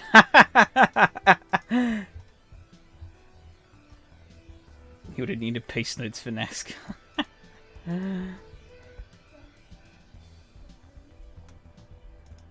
Man, I'm a fucking idiot, though. What an idiot I am. I just plowed it straight into the wall.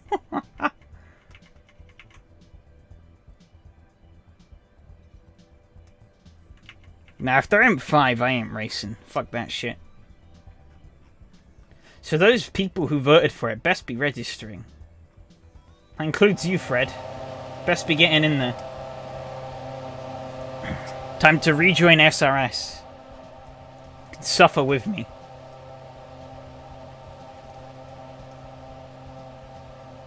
Forgot to add fuel. Oh no! Yeah, I got an awful start.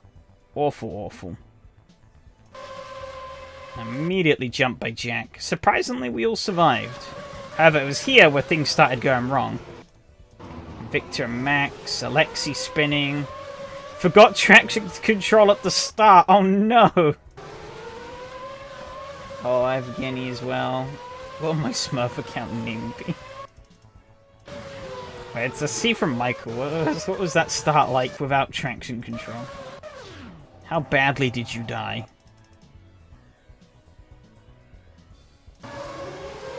Oh, oh. Yeah, turn 3 was a shit show. Ah, it seemed to be fine. I would have...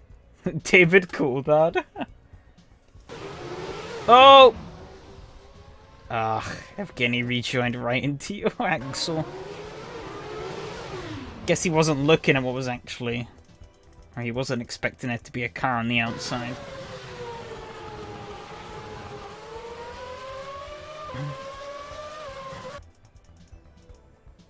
Yeah, I picked up quite a few positions in that chaos. I think there was more chaos down into the hairpin here.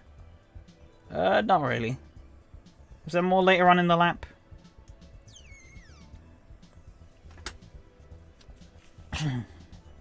I thought there was more. Oh yeah, there was some chaos in the bus stop. Not much though. I think it was just Mattia getting a really bad entry. Guess he put it in maybe a bit too deep. Was more death somewhere though? Because I was up to like 4th at one point. Oh yeah, Miko spun, yeah. And then got collected. And who was that ahead of them? Oh, Lucas spinning on his own. Going off into the grass. I had to really slow the car up then.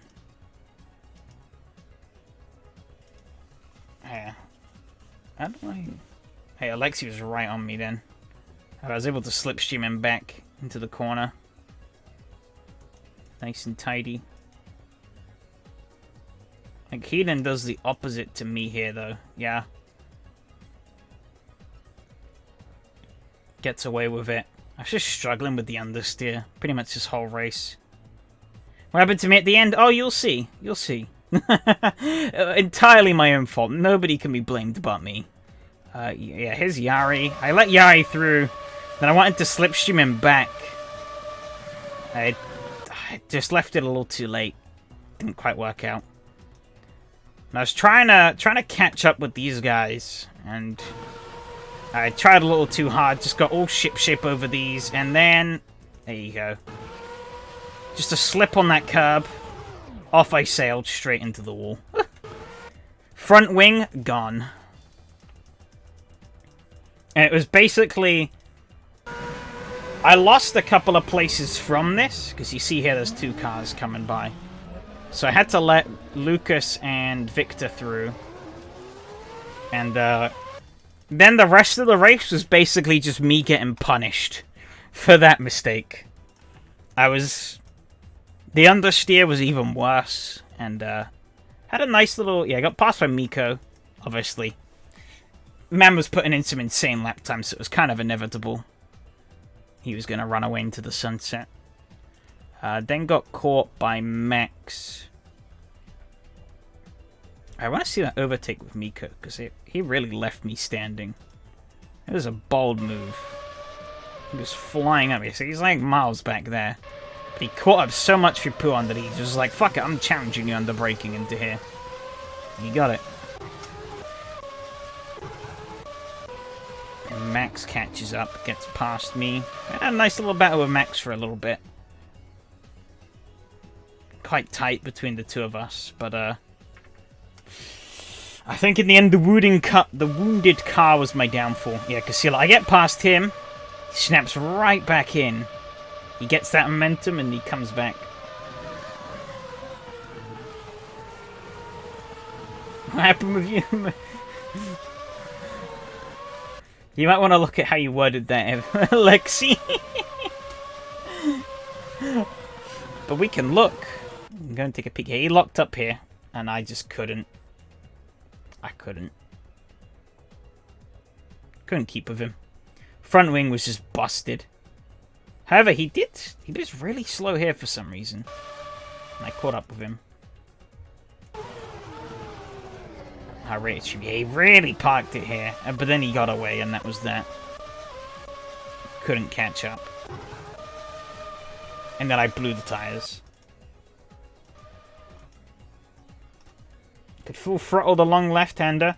Maybe. I didn't have the confidence to do it, though. In the car. Also, maybe might have been a difference between the McLaren and the Ferrari. The Ferrari was carrying an extra 25 kilograms, so... Let's see what happened.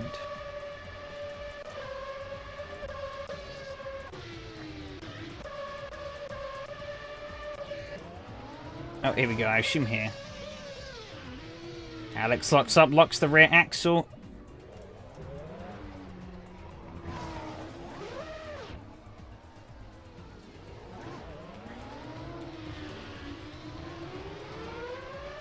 Move the second with Alex. I don't really see what he was... Yeah. I think he was just mad in the heat of the moment. He simply just locked the rear axle, and around his car went. T-boned. I don't think Mateo really could have done much there. You know, because if you hit the brakes too hard, you just lock up anyways. So...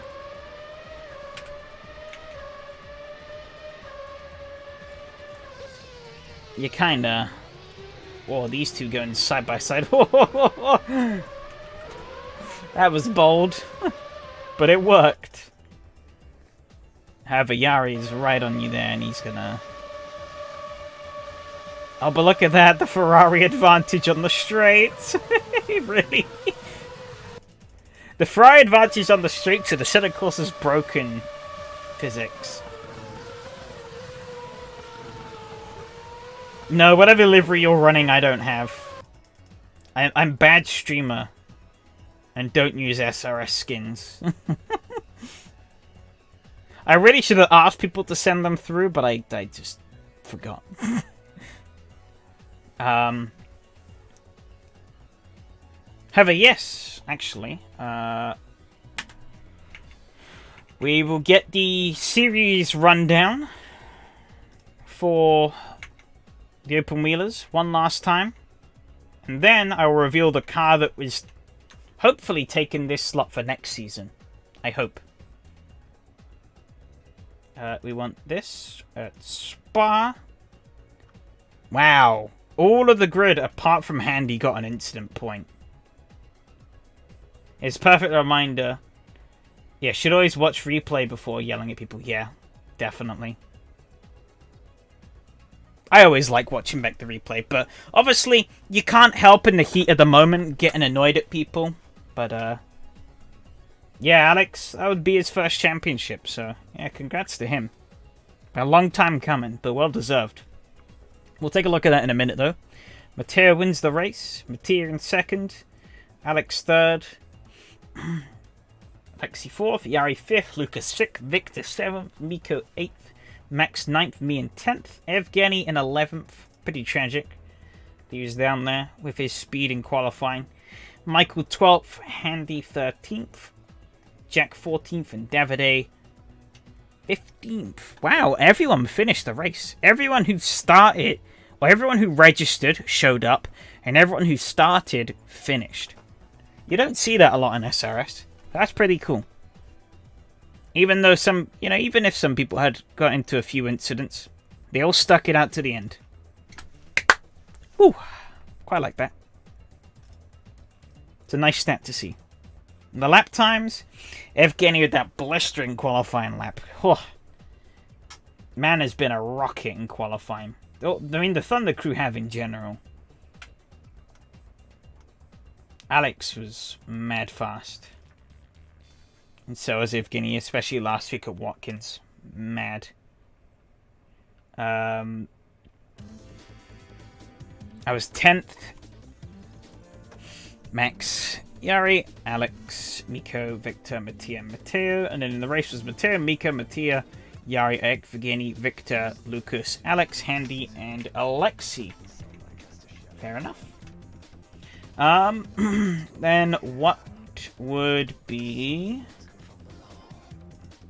the championship? Yeah, Alex takes it with 19 points over Yari.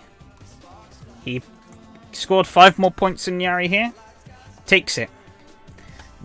He only missed the podium once, which is at Assen. Every other race finished on the podium. 1 win, 2 second places, 2 third places. Very consistent, very fast.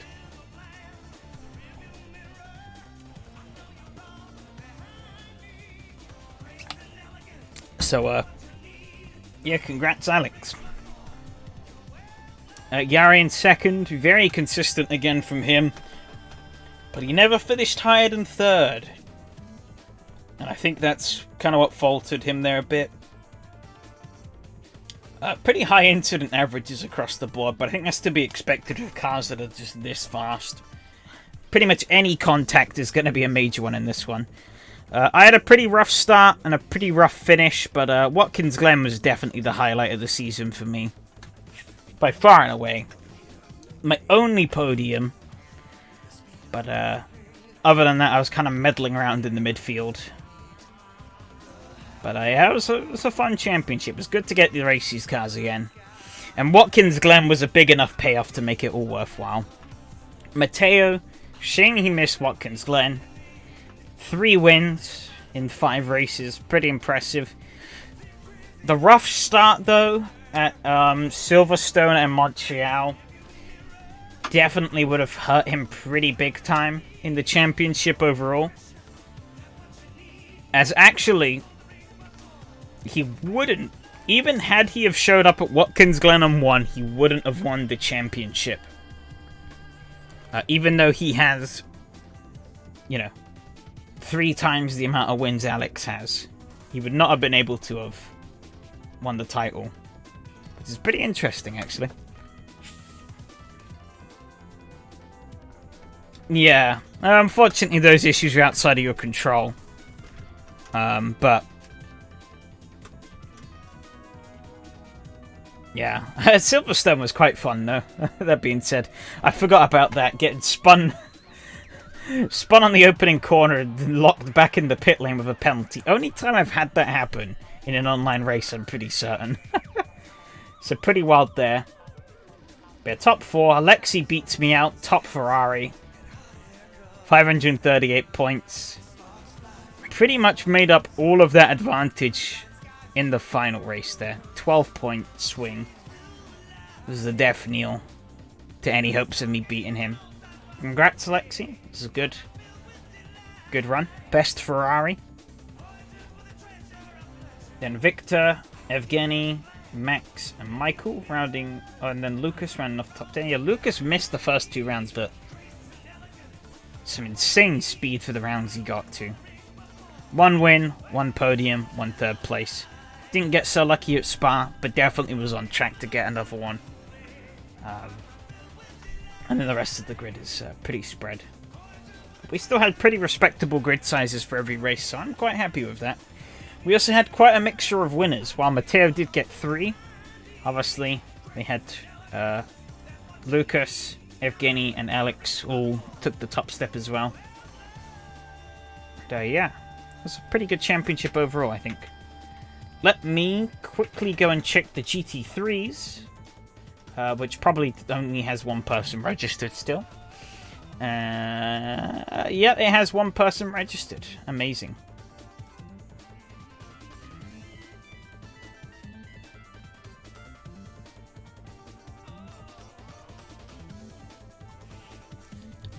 So yeah, the next car we're gonna... what we're gonna be replacing this bad boy with is... Actually, it's another Kunos car. I'm going double Kunos car next season. Unintentionally, but is what it is. What tracks did I pick? I don't remember.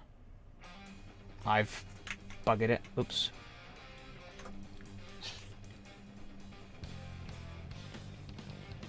Nothing wrong with Kunos cars yet. Nothing wrong with them. Some people think they're shit, but I've always quite enjoyed Kunos cars, so...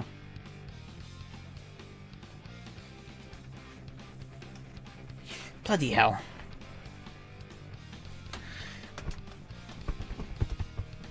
I done broke it, so I gotta wait.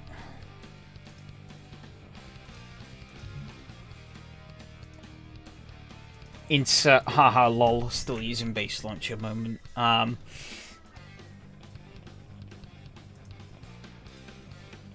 to think what I've forgotten what tracks I've put in this series. Yeah, most Kunos cars are great, drive believably. Yeah, definitely.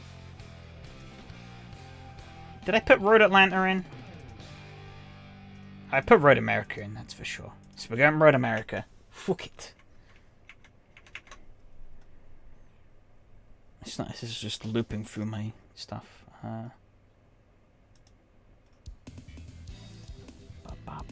There we go. Haha, she lives. Yep, so we're replacing the Formula 1s with the Toyota TS040. I've spoken about running this car before. Finally, about fucking time I used it. And, fun fact, if you just delete delivery, you get it in carbon fiber. So, I did that. Because this car only has 2 liveries by default. I'm too lazy to make something myself. And, this car only has 2 liveries, so carbon fiber is what I'm rolling with. Hopefully I'm gonna... So, again, I think we're gonna be running the exact same format as last time. So, 10-minute qualifying, 20-minute race. However, double fuel consumption, 150% tire wear. And fixed setups.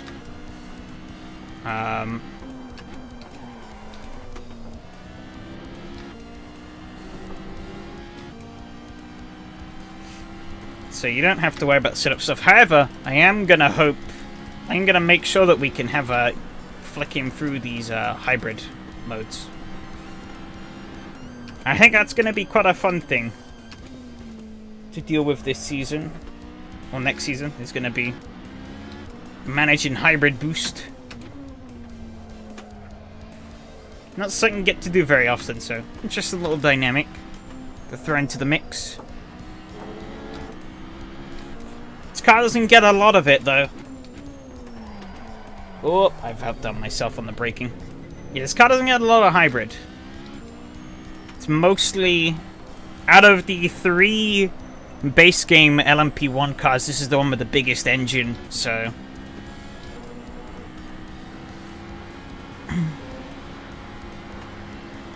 Oh, full throttle through there. Yeah, biggest engine, so without that, you don't really have to lean on the hybrid as much as you do with, say, the Porsche. That's why I didn't want to run all 3 cars, because all 3 cars are very unbalanced. The Toyota and the Audi are relatively close, but the Porsche is just, compared to the other 2, it's just broken beyond belief. It's insane.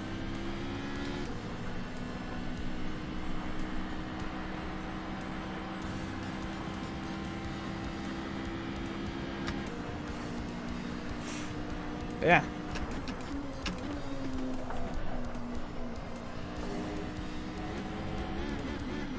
Whoa, bouncing all over the shot there. This is what we're going to be using. And unintentionally picked a load of American tracks. Sorry, not sorry. There are other tracks. I think we're going to be starting at Silverstone again, because Silverstone is awesome. And then we have basically an American tour. I think 4 out of the 6 tracks take place in North American continent. Because we have Road Atlanta, Road America, Mosport, and Daytona. Yep, this is going to be fixed as well. Hopefully. Maybe. It should be. Yeah, there you go, yeah. Silverstone, Mosport, Daytona, Atlanta, Okayama, and Road America. Which I think is a pretty awesome selection of tracks. Okayama's going to be quite tight in these, but we'll see. Also, GT3. Yeah, GT3 got 2 people. in the end. And I'm also too late to register, so guess in the end the vote was meaningless.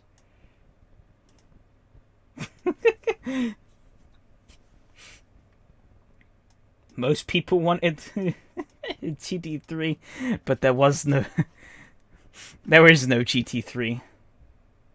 So you kind of shit out of luck there, people. However, this does mean I get to fucking nerd out for a bit. However, I do need to get this set up. There we go. Now, hopefully, I'm going to pray that I do this and it just works. It's not gonna just work. That's amazing. Okay, I'm gonna try this. There we go. Wahey. Boo, no democracy.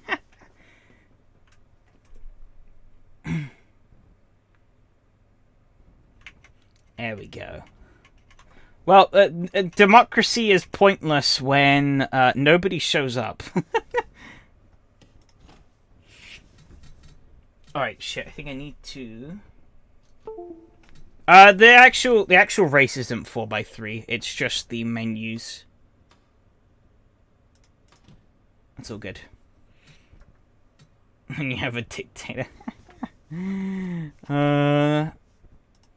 Yeah, okay, so we have a choice of cars here. We have 2003, we have 2022, we have 1963, we have those random cars, and then we have 2019. So, take your pick. It's either 2003, 2022, 1963, or 2019. I don't think I can make a poll with 4 things, so just throw them in the chat. I will say the 2022 cars are technically slightly wrong, but yeah, shit happens. The 2022 cars are slightly wrong, but not really in a major way.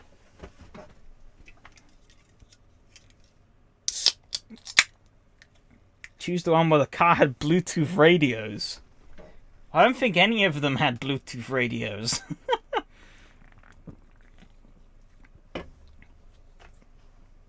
No, it's Coca-Cola.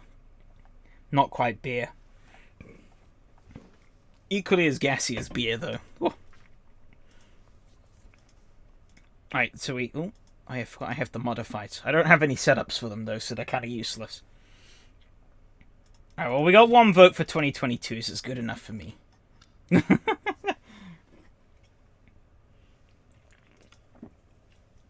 If it mattered, I wouldn't have the cars installed at all. Okay, now the question is, what track? There's quite a few. Some of these are also just the same track like at night, like Daytona and Daytona night, Bristol and Bristol night. But they do have slightly different characteristics. One where you turn right. Well, there isn't a track where you only turn right. Unless I pick one of these tracks and drive backwards.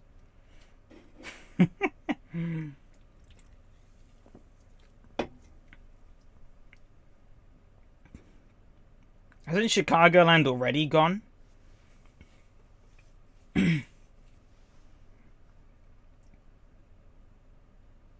Coca-Cola has to be.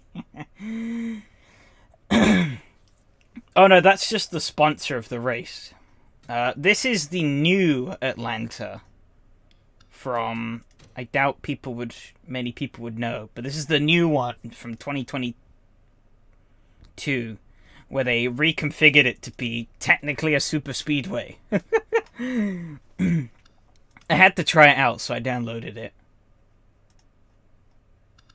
But I guess we can do that, and then we could try Chicagoland, and then try that.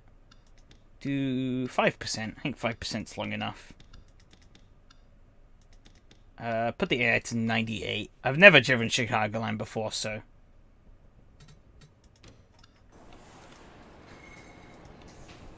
Put the fast setup on. Drivers, to your Alright, car. do we qualify or do we not qualify? Because we do have some time to qualify. I will go out and qualify now, just to make sure that the buttons and shit are working. Well, it's good I did go out and qualify, because my buttons are not working. Hang on. I think I need to restart the game quickly. Actually, maybe I don't. Hang on. I think I just need to... I have to reconnect my wheel real quick. Apologies. You get to hear the lovely sound of a Logitech G920 calibrating itself. Have a good reminder that I need to... You fucking kidding me? Okay, hang on.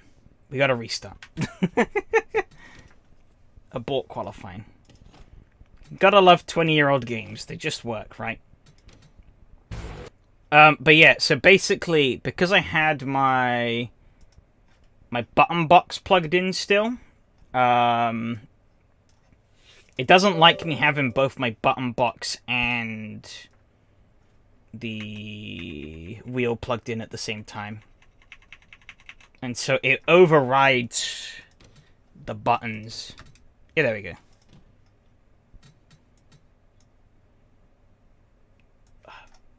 Why is the... Okay, there we go. Yep, that's all good. This should be all good.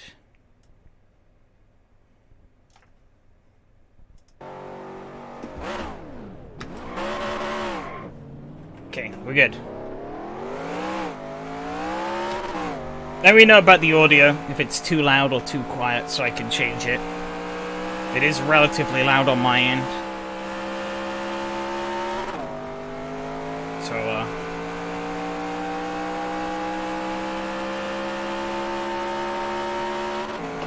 I don't know if it'll be the same for you guys. Especially given that in OBS I have it reduced naturally anyways. So it shouldn't be as bad. Okay, here comes your first time lap.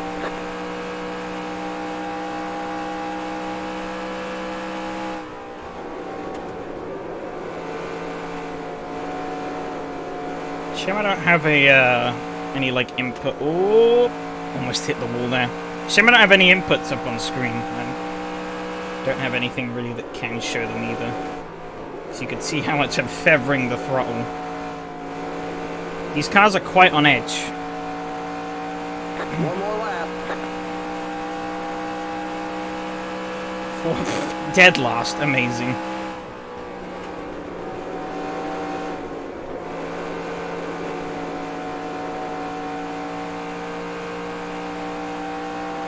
Alright, see you, Stuart. Take care.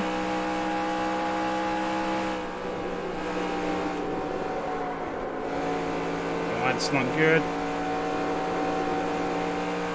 I think, though, we can get away with this. Alright, there's the checkered flag.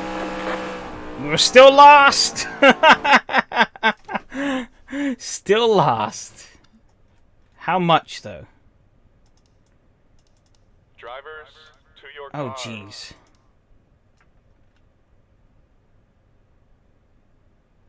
Looks like AMS1, but Sputter sounds like iRacing. Oh boy, we're quite a way off. But we're gonna roll with it. We're gonna roll with it. See what happens. Oh, I clicked off the game. Engines! Hang on, I need to move the chat window down. How am I not on pole? Turns out, or spoiler alert, turning left is a bit harder than it looks.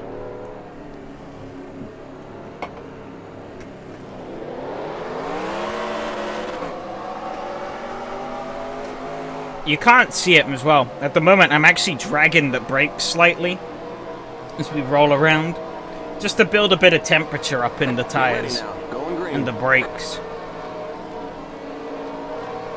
Pace car's in. As we're on the pace, I'm gonna get off them now that we're onto the back straight. Green flag, green flag. Green, green, We green. get a foot on the power. car ahead of me a little bit of a push.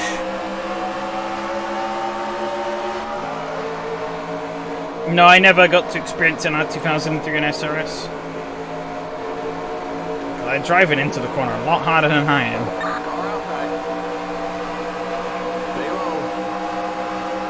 Didn't seem like they did many races of it in SRS though. Still there. Clear. Outside. Keep low. Oh, I pushed him. Oh.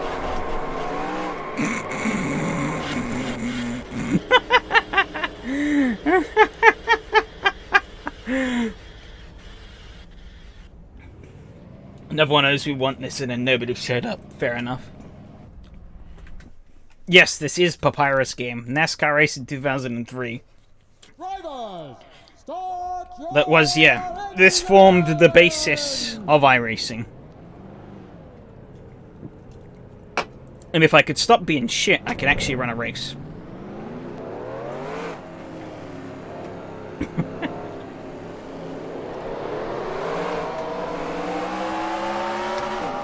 I'll be honest, I think these intermediates are kind of where I'm floundering the most at the moment. Oh, it's that orange! Get ready now. Going green. That giant orange from that... that clip. I don't know if it was at Chicagoland, but there was that clip of that giant orange that got onto the track. From NASCAR. That was pretty hilarious. Green, green, green.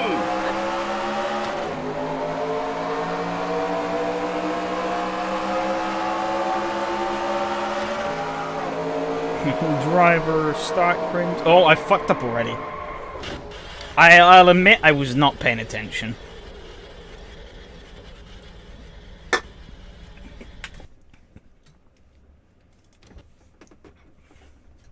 We'll give this one more try.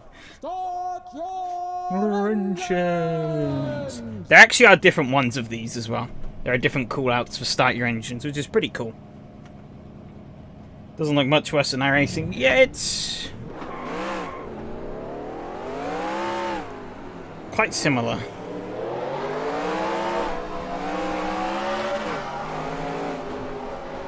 I mean, as we said, iRacing is effectively a continuation of this. It's this, but more modern and more refined. 8 cars in. Yeah, I think a lot of people kind of forget that this, Green flag, green flag. Green, green, green. like, besides the competitive online racing, this effectively did everything iRacing did. Mostly. iRacing's got dirt, this doesn't. But it does a lot of the stuff iRacing does well. Stay low. You're on the bottom. 3 wide. Outside. And you don't have to sell your kidney. Keep low. Okay, he just turned down on me. Bastard. This is not going well, though. So we're getting out of here. Pretend nothing bad happened. Alright, Atlanta. Okay, New Atlanta. Not going to qualify for this one. A bit more confident here. What was the laps? Drivers, We'll find out. to your cars. 13. Alright. drivers. You did see a Dodge. It's right next to me. A lot of these car packs have fictional cars in them. So, like, the Papyrus Camaro as well, that doesn't actually exist. There's also a Honda Accord in here, I think, somewhere. I'd have to find it. But I'm pretty certain there is a Honda in here somewhere. Oh yeah, I could see it up ahead. That green and white car, I don't know if you could see it very well on stream. But that green and white car is a fucking Honda. Get ready now. Going green. Spoiler alert, doesn't actually exist in real life, just like the Dodge. But Green flag, green flag. these NR 2003 Green, green, modders green. like to hypothesize what could be. Now, here we go. Super speedway racing at a 1.5 miler.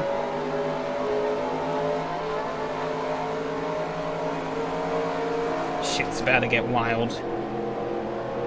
Outside. Keep low. Still there. Did not get a great start though. Stay low. Now they are pulling away from me. What the fuck? Clear outside. Do I have the difficulty too high? I hope not.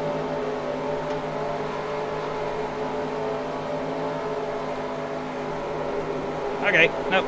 We're gonna have a massive run here. Clear. I have to really get out of it then. I still gave him a bit of a tap. Still there. Okay, fuck. This back section here is just anarchy. Clear outside. Outside. There is no... I don't know what's going on back here. Oh, okay, I think we finally sorted out into a couple of lines. However, I have lost my momentum, so... a little bit off of him. Oh, we are fucked down here. Keep low. Not a great start. Keep low. Try and give this guy a bit of a push. Oh no, it's Cody Ware. Oh. Keep low. Shit, I think I could slot... Clear outside. We got just 10 more to go. You know what? Going up. Or not. Didn't quite happen. Inside. Oh, Clear inside. he checked up a bit now. This is not good. I'm really going nowhere Outside. here. It's kinda sucks. Just sat here. You know, fuck it, I'm passing you. Outside. This was really not a smart Stay idea. low. It really wasn't a smart idea. Still there.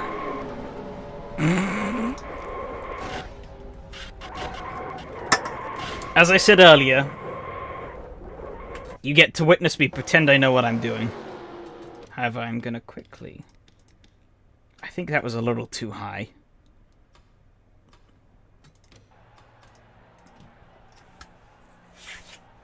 They were proving quite tricky to stick with Drivers, in the start slipstream. engines.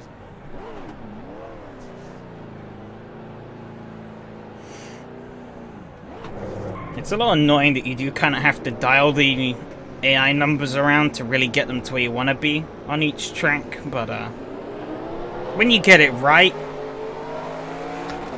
it's really good fun. Hopefully this should be a bit more interesting, rather than me just being stuck at the back.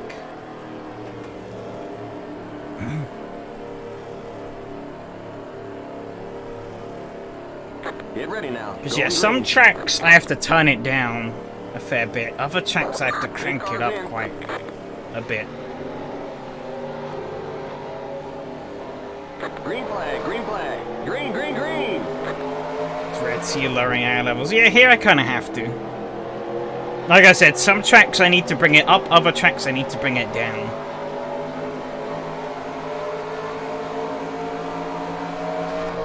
And especially given that I'm starting from the back here, I wanna have the AI be a peg lower than me, so that I can actually shift up quite a lot of positions in 13 laps. As long as I play my cards right. However, this time it looks like the bottom lane's got momentum. So I'm just gonna stay down here. Give the little dodge ahead a bit of a push. This top lane might... Clear outside. Car inside. I thought I was clear. Drivers, start your Listening to your spotter? Who does that? engines. Alright. This time I won't be as stupid.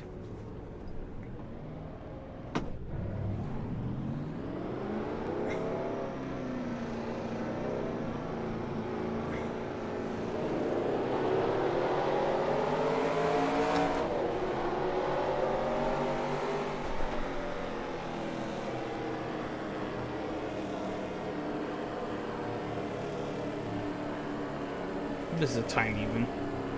Okay. 20 Get past. ready now. Going green.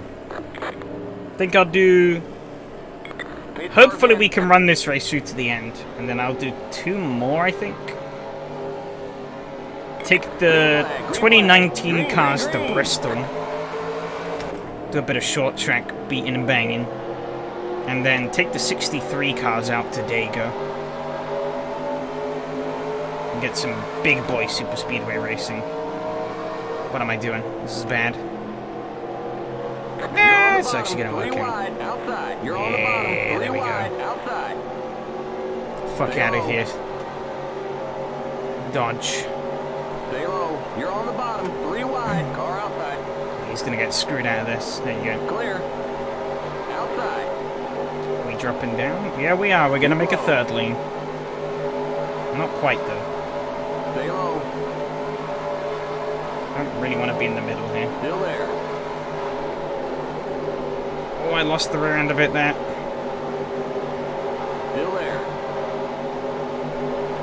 Yeah, this track is super weird because you've got the elements of super speedway racing, but you also have that sort of cramped feeling that you get, cramped and like edgy feeling that you get at these like 1.5 milers. It's really something. I'm just gonna go for the overtake. Fuck you, Cody. That useless. He's checked up big time. Holy cow. Clear outside. Someone is watching the NASCAR. Car outside. I mean, like in real life. Stay low. If so, yeah, I watch as much as I can. We got just 10 more to go. Obviously, it's pretty hard to, given that I'm in the UK. But Clear outside. I keep up with it. Come on, Shelby. Get a move on. There's hate behind Cody. From what I've seen, he gets a lot of hate for being slow. Car inside. Clear. I mean, he's effectively only crash comments. Shaking my head, people. There really isn't a lot of momentum going on here, though. I'm gonna shuffle up to the top. Try and see if I can get this top lane working better. Yeah, NASCAR does post all the races on YouTube, which is really good. I don't really have the time usually to check them out, but yeah, Cody wears effectively Lance Stroll, but worse. Kinda. Keep high. He's not as vocal as Stroll. Oh, you bastard. Keep high. Okay. Yes. Yes, LaJoy. Let's go. But yeah, he drives for his father's team. Clear inside. And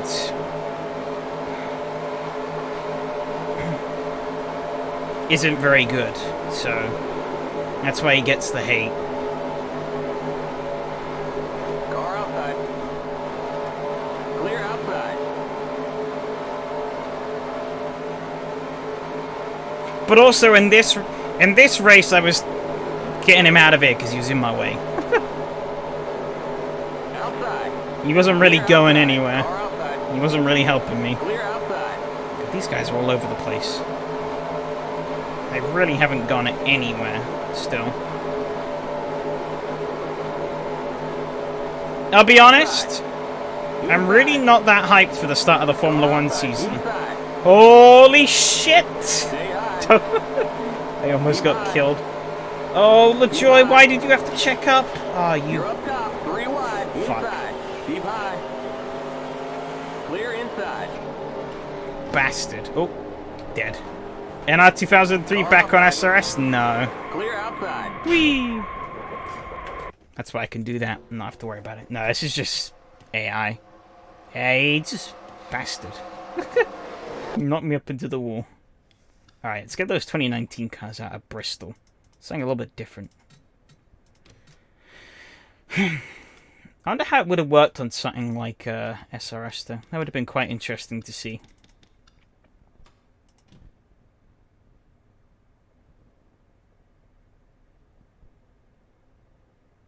Drivers, to your cars. And there's still limited spaces on the grid. So...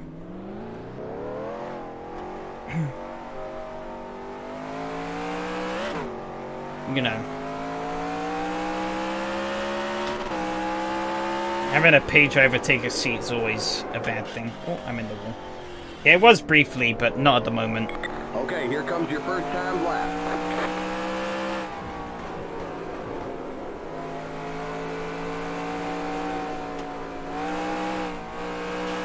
They have too many incidents, maybe.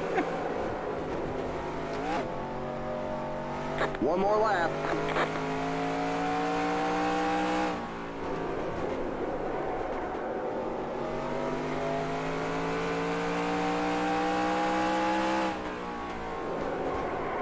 Don't tell me that horrible map is going to put me on pole.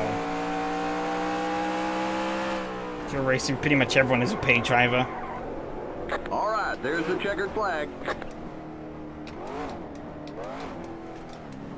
You could argue that, yes, but, you know, people still don't like it. Okay, I've been bumped. Okay, I'm getting bumped down the order now. That's good. I was going to be like, my lap was terrible. Starting 7th, alright. Drivers, You have overrating SRS, fair enough. I do not, because it was long gone by the time I started. But as I was saying, yeah, I'm not that hyped about the new Formula 1 season. I kind of like that period of peace in racing before Formula 1. And I feel like I've started to... Oh my god, they checked up pretty big time. I've bent Denny's rear.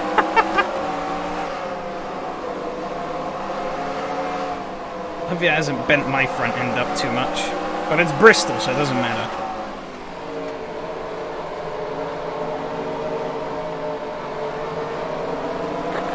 Well, turns out you can't read chat. You can't read chat at Bristol. That's all I did. I read your message, Fred, and I understood. Fuck's sakes. Short track racing, Penny Hamlin.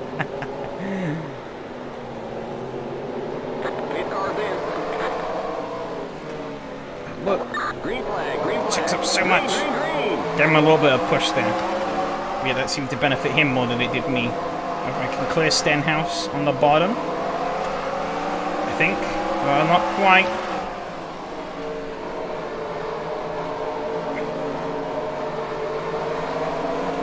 Cleared the bottom. Oh, I locked up. That was not good.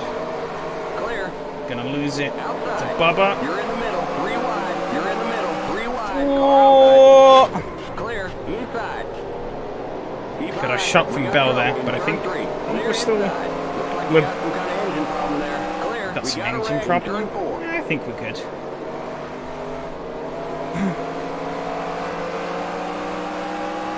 Yeah, we're still fast enough. Keep going. Just want to actually finish a fucking race tonight. Car inside. So I can drive around his outside. Keep high. It'll be tricky, but I think I can do it. Still there. Still there. Oh, there we go. That's the run we wanted. Clear. Inside. Clear. That's better.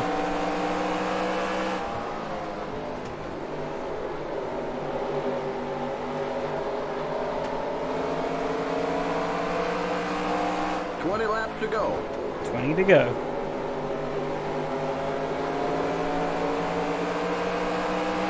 Do I run my own SRS series? Yes, in fact I run 2. They run one after the other.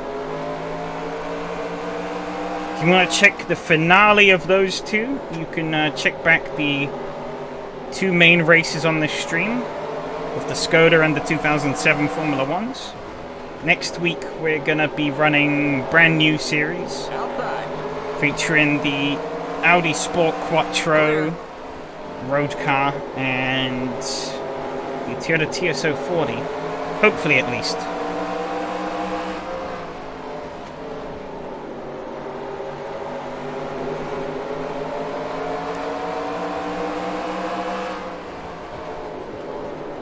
Ah, yeah, fair enough.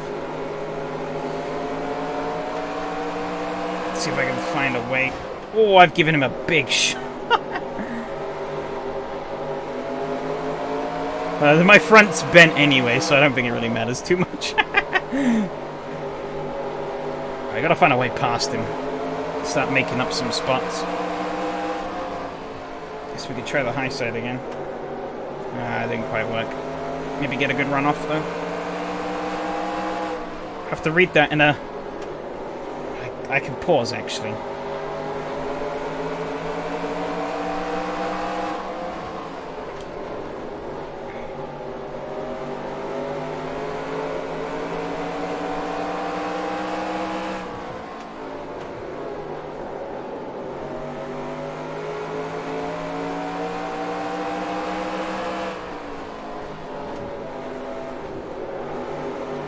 Too invested in trying to get past Gregson to reach chat. Hang on, let me pause.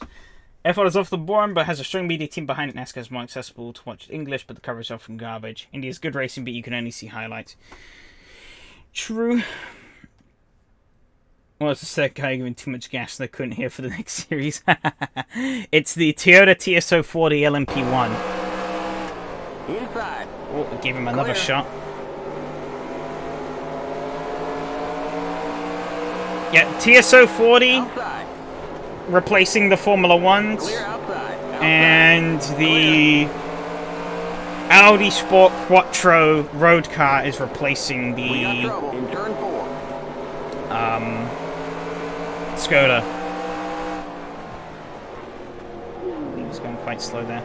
What the hell are they doing? In turn 4. Oh, that's We why. got slow car down Well, he's low. pretty bent. Holy cow. We got trouble on the What are front they straight. doing?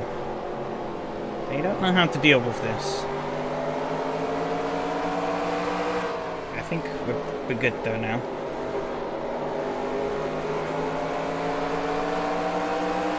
We got Somebody's just 10 more to go. blowing up, it seems.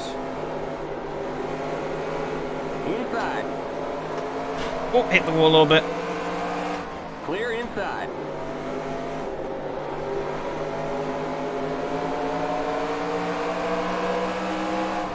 Car outside. Oh, I Clear. locked up a little bit. Inside. Stay high. Oh, this thing is not handling the greatest. Clear. Inside. Clear inside. Cut him off. Surprisingly tiresome on your right arm. Working these left turns over and over and over again. Especially on these short tracks, so you don't get much reprieve between the corners and you have to turn more aggressively to get the car turned in.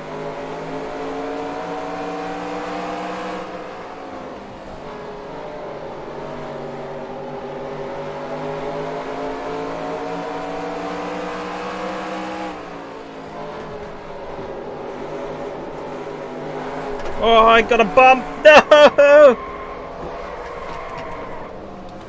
Saved it.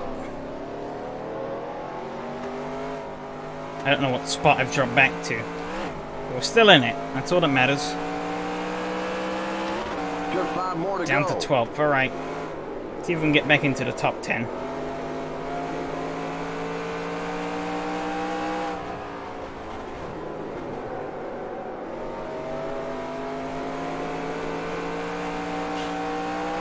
Shit. I am rusty at this. It's good to do it again, though.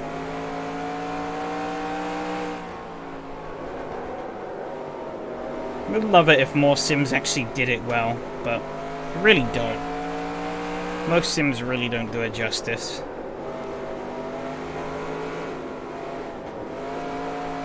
I don't think I'm really going to catch these guys. I think my cars are maybe a bit too bent. My tires are probably shagged after spinning. Just 2 to go.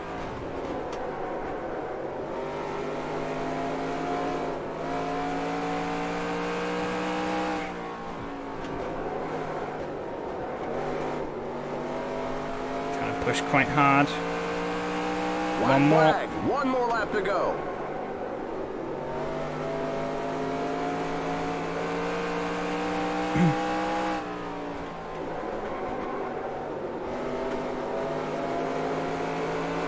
No, not enough. Bonk. There's the flag. It's over. Oh, that was scruffy. Okay, that's it. We'll get them next time. Scruffy, scruffy.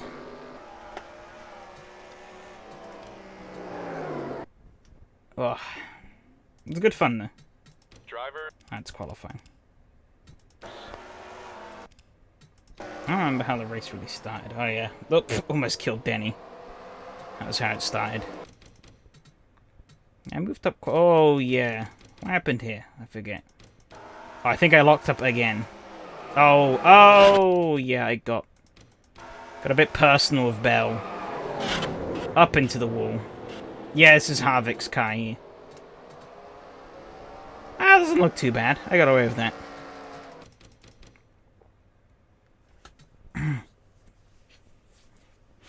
Then ran quite nicely, for the most part.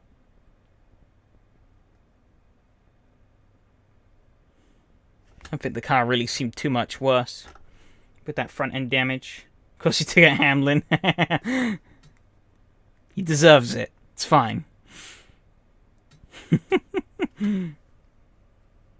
I could not get past the 62, though. I tried and tried and tried. I got past him eventually, I guess, but took me a lot longer than it really should have. Yeah, there you go. Finally got past him.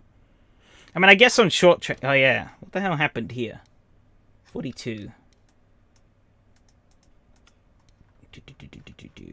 42. Chastain. What the fuck? His car is wrecked. Like...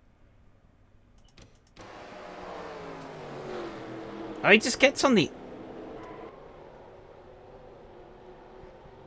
Oh! What the hell was going on? I don't know what I'm seeing here.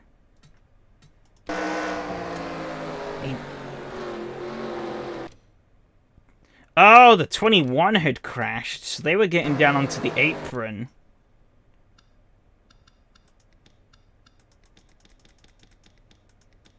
Yes, what happened with the 21? He gets put in the wall. Oh, Michael McDowell dumps him. Oh, oh, that side is wrecked. Holy cow. Yeah, he gets dumped by McDowell into the wall. Straight up murder. And yeah, and then he slides off of it. So all the other cars panic, get down onto the apron. Where's Chastain at? He gets down and he spins. Oh, he makes contact with the 8. Spins up onto the track, straightens it out, and then Bowman. Wham! Straight into the back.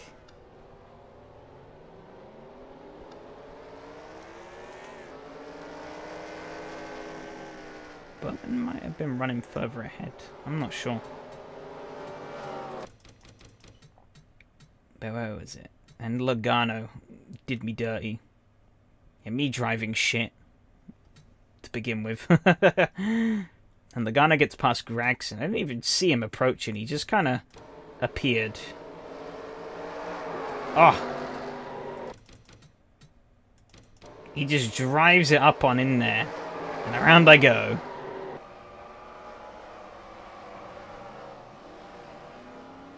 Don't really know if there was much I could have done about that. Oh, wow, that... I guess when I hit the wall? That really did a lot. I didn't think that would have done that much. Fucking hell. Where did I hit the wall? Where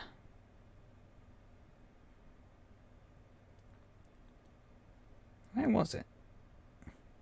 I mean, I guess I did whack it relatively hard. But I didn't think it was that hard. Jesus. Looks like that side end is destroyed. I mean, I could just be the damage modeling on the cars. Oh, there you go, yeah. I was wrecked after that. No idea.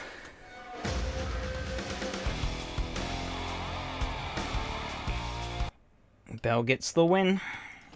I didn't. However, last hurrah.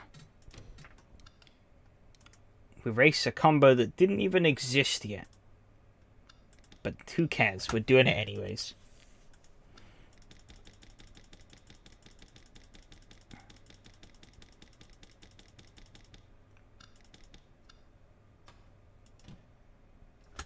1963 cars were a full 37 car field. Drivers, to your cars. I do have the setup for this, don't I? Yeah. Now, there is a very much a chance that I blow my engine on the second lap. Start your engines. The first time I tried this combo, it happened to me. I don't know to this day how it happened, but it happened. I just came around to start the second lap and my engine went poof, gone. Reduced to ashes.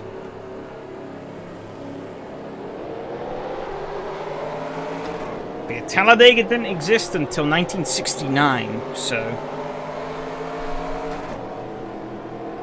this combo never would have happened in the real world. Cars had come quite a way before Talladega had arrived.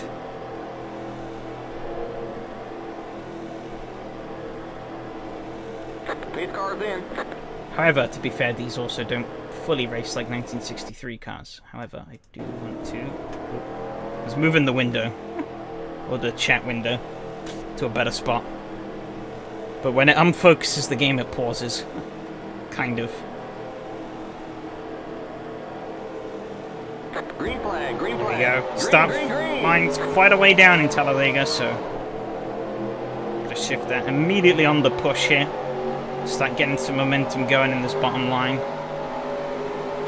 Gonna back off a bit as we go into turn 1.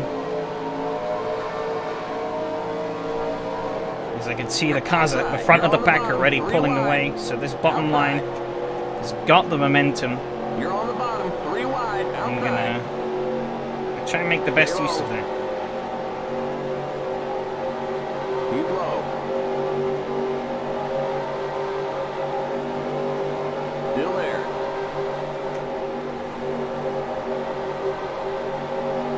These cars are shuffling around, we're slowly moving forwards.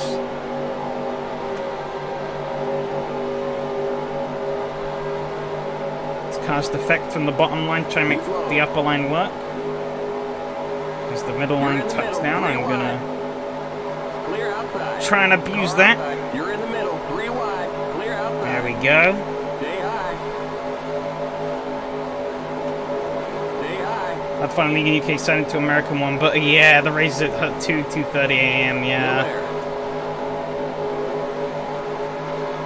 Reminds me when I've seen really cool combos on the American SRS series. It's like, wow, this combo's cool, but it's at 2. Oh, you Stay high. Car outside. Car almost outside. killed me. You're in the middle, Jesus. 3 wide. Clear outside. Yeah. You're in the middle, 3 wide. They're at like 2 a.m. for me, so it's Clear like, inside. ooh, You're in the middle, 3 wide. try and Outside. kill that bottom lane a little bit. Stay low. Oh, I shouldn't have given the 41 a push at Still that there. angle. Inside. You're However, in the middle, 3 wide. we're gonna push him out of the line, so that's all good. Inside. Outside. Keep digging. You're now in the top 20. Hold your line. Stuff a little bit. Inside. You're in the middle, 3 wide. Need that car behind me to close up. Still there. Stay high. Oh, that 13's gonna screw me. Still there. You're in the middle, 3 wide. Inside. You're in the middle, 3 wide. They got into You're in each the middle, other. 3 wide. You're on the bottom, 3 wide. You're in the middle, 3 wide. Hold your line. Clear outside. You're in the I think middle. they had 3 seatbelts wide. back then. Yes, they had seatbelts back then, I'm pretty certain. I feel like... Clear outside. Oh, he cut upwards! God damn it. He cut up right as I got in. Piss. Okay. We go again. Drivers, start your engines. One wrong move in a super speedway and that's it. You're dead. Rip. Ripping pepperonis. However, it is getting late, so I think this is going to be the last shot we take. I don't want to be here all night getting like 3 laps into a race at Talladega. Because we could be here all night. No cautions? No, it's a 5% race, so what's the point? If I put cautions on a 5% race, we're gonna spend half the race on the fucking caution. The goal is to not have a crash that would bring out a caution. And if there is a crash, hope to God you're not in it.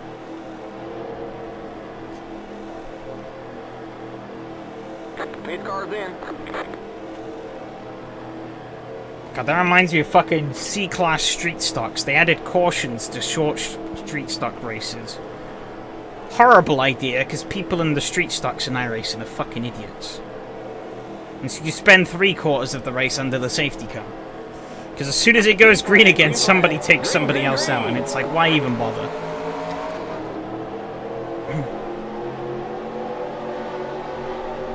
I don't know what he's doing, but I'm gonna... Oh, this is really getting fucked already. Lots of praying going on. Need to pray. We're in the deep south of America.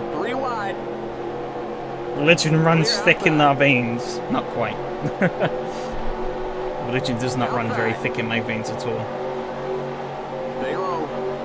This is all ship shape. Clear. Still going for the same bit of track. Outside. You're on the Oh, bottom. they Three checked wide. up more than I was Car expecting. outside. Fucking hell. That could You're have on been the way bottom. worse. Three wide. Car outside. Still there. Clear. Car outside.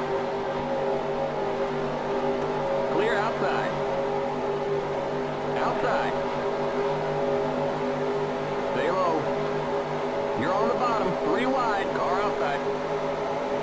Car outside. Stay low. Clear. We've left those cars behind a fair bit. Apart from that white one behind me, he's keep in touch. Outside. I really did kind of drive that in there. It's lucky I didn't just murder him. I should have lifted a bit more before I really joint up. Keep low. If I introduced seatbelts in 1971. I'm pretty certain there would have been some kind of harness in the car, surely, to hold the driver in. You can't not have. Keep digging. Stay low. I mean, NASCAR was earlier than this because these were just road cars. Keep low. You're on the bottom. Three wide. No, you ain't getting down on this line, Sonny Jim. You can stay in the middle. Still there. Is the bottom line going to cannibalize itself? Not quite. I'm good to stay here. Still there.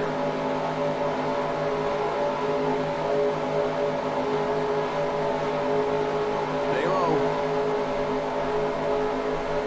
I don't really know where I was going with that. Road cars got seatbelts in 1960 and these required here. These are 1963 cars, so yeah, I'd assume these would have all had seatbelts.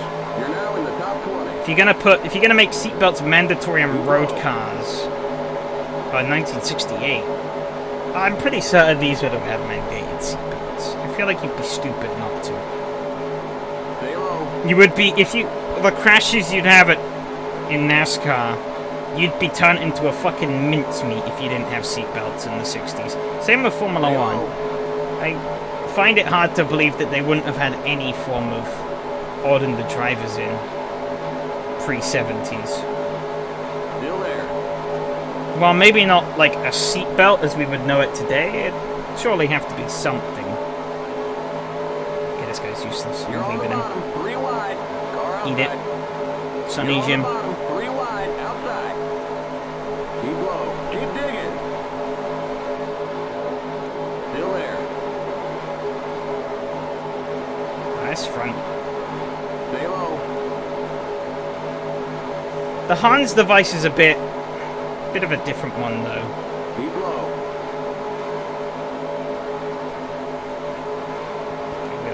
Come on, Clear outside. go 32. Outside. Keep low. Should clean off Clear I leaned on him quite hard there. Seemed to work out. Where is he? He's going up to join the top. Gonna ditch him and go bottom. Keep low. Keep low. Just 5 more to go. You're in the top 10. Stay low.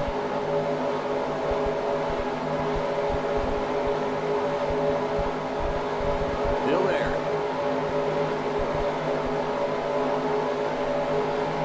Except the driver who really just use safety equipment. Keep low. Yeah. There's actually a pretty good video on YouTube about the Hans device though. I think you've seen it though, probably. You even posted some of that guy's videos, so I assume you have. Stay low. Alright, yep. No! Car inside. Fuck's sakes. Oh wow, it's still going. Oh, I'm not stopping. Did require belts from 1954. Yeah, it's pretty much from like the beginning. You all right? Crap. What happened?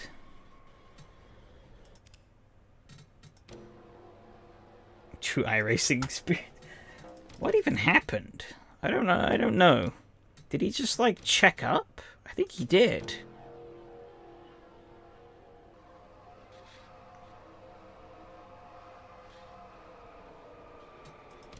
Oh my god.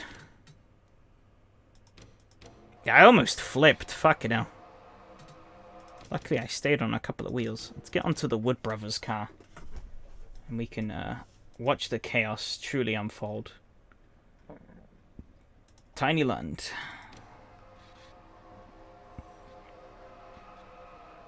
Oh.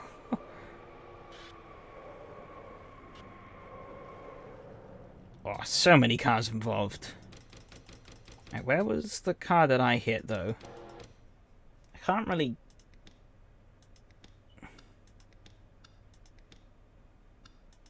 Because you had the 7th most unholy of numbers.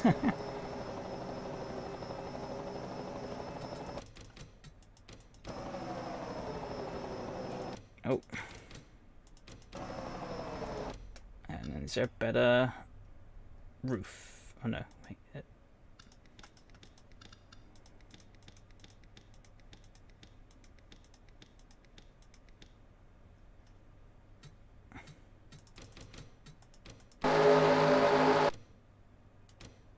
I don't know if it's just me, but it did seem like he... Oh no, wait, this is the guy I killed. Yeah, whoops. Wrong car. Oh wait, it does show me his speed. Okay, hang on, let's see. 183, 184, 182. Yeah, he backs off. He checks up. He jumps to 182 and then 181. However, I'm in his slipstream. See, I'm still going 183. 185. I'm backing off the throttle. Not enough.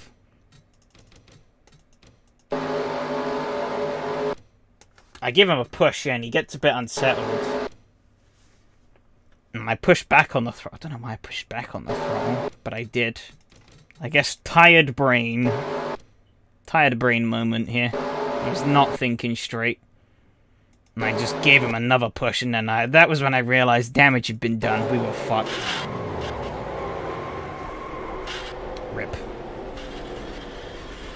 I was going really well up until that point as well. We'd really...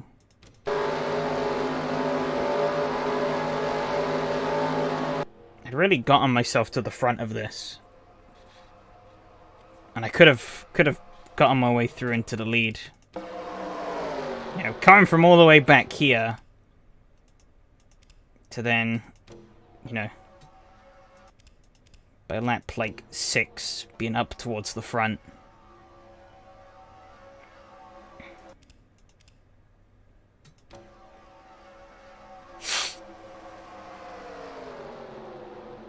That push. It's pretty mega.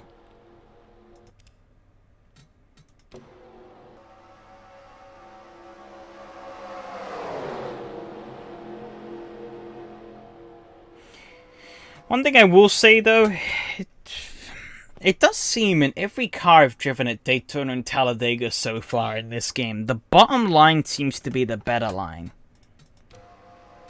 But I've seen in real life that that's not always the case. So, I don't know. It's a bit of a shame. I'd like to have it be maybe a little more... At least with the AI, it's always the bottom. I'm not sure if that's just because of how the AI works or something. Hard for me to say, but yeah, this bottom line always has the dominance, it seems. Especially at the start. I think...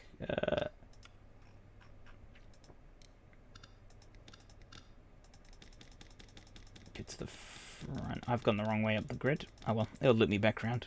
Oh, there's the pace car. It's cool that they give you custom pace cars. I like that. It's an old 60s car. But these guys got a really good start. I think they yeah, he immediately run away. I kind of pull the bottom line along with him. But also the top. That was 1 point, I think. Yeah, here you go. He got hung out to dry by the 81.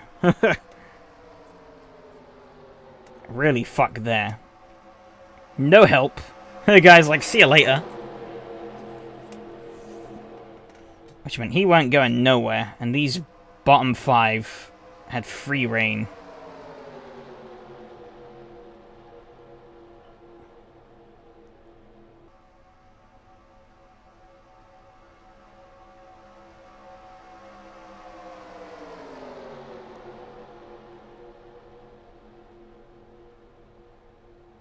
It is interesting seeing the movements of AI that actually have an understanding of how this shit works.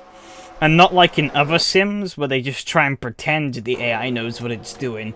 By making the AI form roughly correct-looking packs, but having them do really stupid shit. R-Factor 2.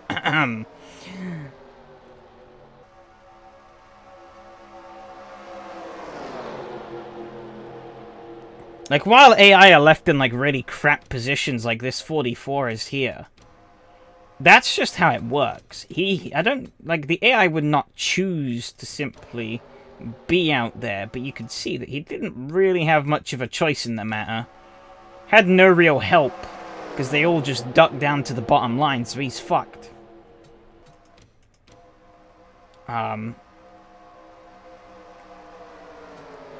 But I remember watching the R-Factor 2 AI.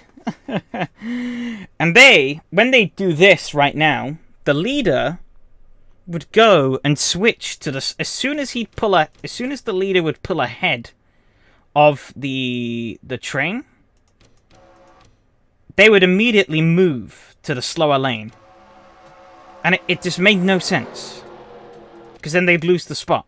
They'd lose any advantage that they just had.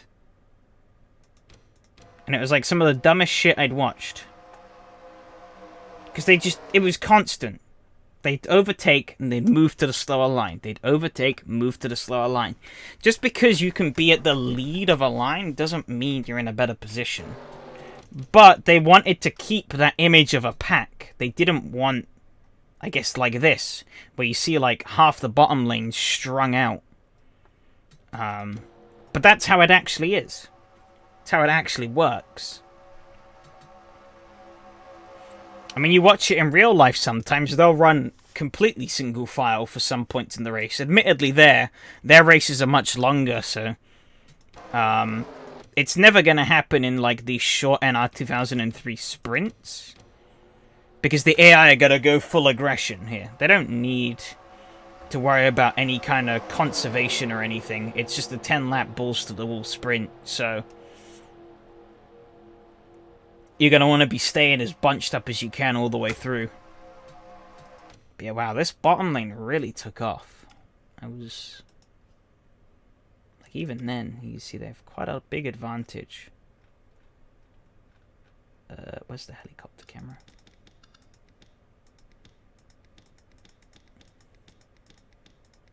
Like AC's AI when it's set up. Okay, they just focus too much and give it each other space to go side by side.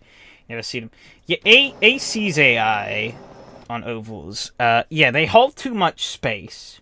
They duck out of slipstream too early. And there's also a really funny bug in AC. Like I was mentioning earlier, I said side drafting is broken in AC. And that's because what AI do on ovals is they actually link up side by side, and they go faster doing that. And so the front of the pack when you run Daytona in AC, the front of the pack effectively becomes a buffer because they have locked with each other, but they're also still going faster. If you do that here, you're going slower because that's how it is. But in AC, both cars go faster when they're locked side by side. And the front, especially at Daytona, I've noticed on AC, the AI only know 2 lanes exist at Daytona. So when there's 2 cars sat on that line, they don't know where to go. So they just kind of back out of it, and they're like, oh, well, I'm going to just hold position. And that's that. They don't move anywhere because they can't see where to go. But I'm not sure how the lane logic in AC works really with the AI, because I don't really know how you bake that into the AI line file stuff. But because I remember trying to rework the AI for a couple of ovals, and it was a disaster because they decided that they were just going to use every piece of track they could humanly get away with, even the grass. And I was like, yeah, this doesn't look right. I've done something wrong here. But,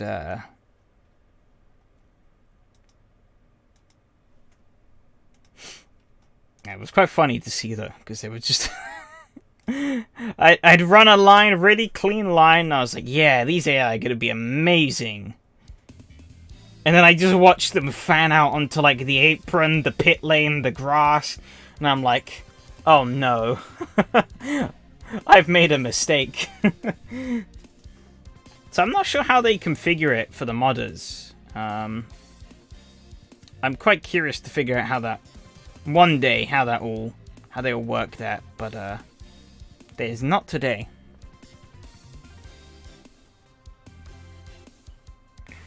Easiest fix for track users, we copy the fast line and rename it to ideal line.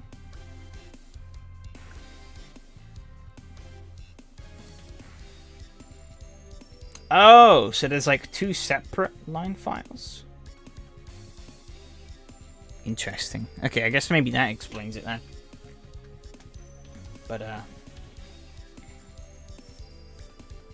it is annoying, though, when Sims have these, unwritten things that are, things that can be quite useful, but they don't tell you about. If you name setups in AC to AI_default, the AI will inherit characteristics of that setup. However, it doesn't work properly. Sometimes the AI will take all of it. Sometimes the AI take basically none of it. And it's really weird. I've tried it with many different cars at many different tracks. And sometimes they run exactly what I have with that AI default. Other times they've taken, the suspension settings. And that's it. They make up their own aero. They make up their own tires. That's it. 3 in total, faster. Yeah, I knew about the pits. I didn't know there was an ideal line, though, so maybe. Maybe one day, if I can be bothered, that's something to look into. But, not for now, because obviously it's late. Plus track limits for air-cooled sidelines. Okay. Yeah, I figured they ran off, different track limits. It's kind of annoying you can't... It doesn't seem like you can configure those outside of fast and pits with the app that you can use in game. At least from what I've seen. I could be wrong.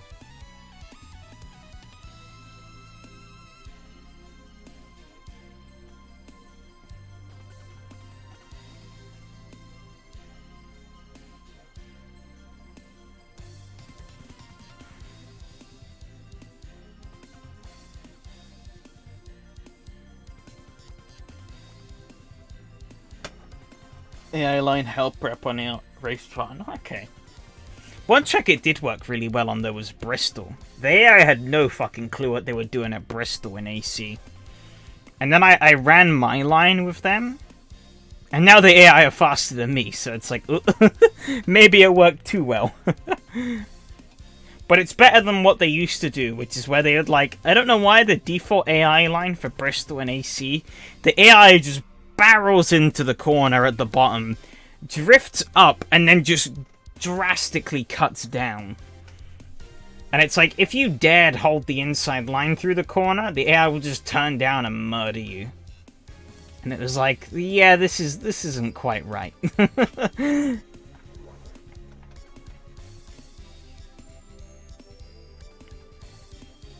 Track makers aren't aliens. No, but at least to be able to expect them to hold the correct, or a line that isn't going to cause murder.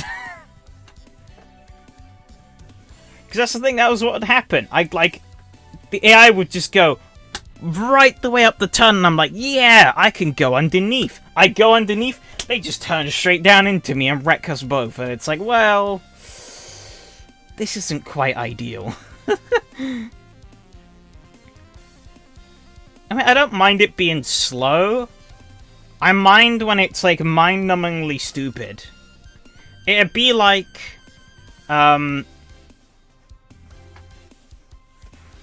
say, I don't know, you have a hairpin in your track, but instead of going for the apex at the middle, they enter in tight, go to the outside, and then suddenly cut back. So in effect, they do the opposite line through the corner. They do in, out, in, rather than, like, out, in, out.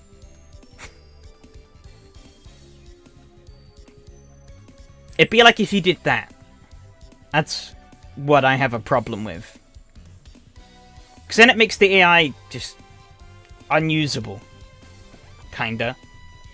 It's like in R-Factor 2 when I was messing around with the ovals. You know, they were dropping below the yellow line, pushing cars, or the outside lane was pushing the inside lane below the yellow line as well in the corners, and it's like, what am I looking at?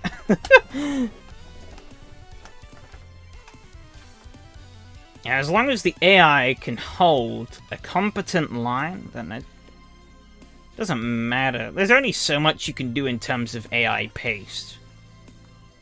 You know. I mean that the line was recorded that someone just did a quick time line. Yeah. Yeah, and that's the thing. I mean, I don't mind if it's like that at first to just get the track out the door, but after like a few updates, it's like, come on. You surely would have had the time to have gone back in and recorded something proper if you've had the time to go and improve the track and make it better. But you really need to make them perfect. Yeah. Agree to disagree on that, I think. I don't think you have to make them perfect. But, as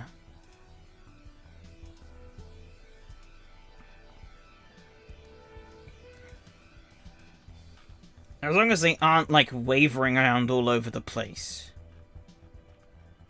then it's fine, usually.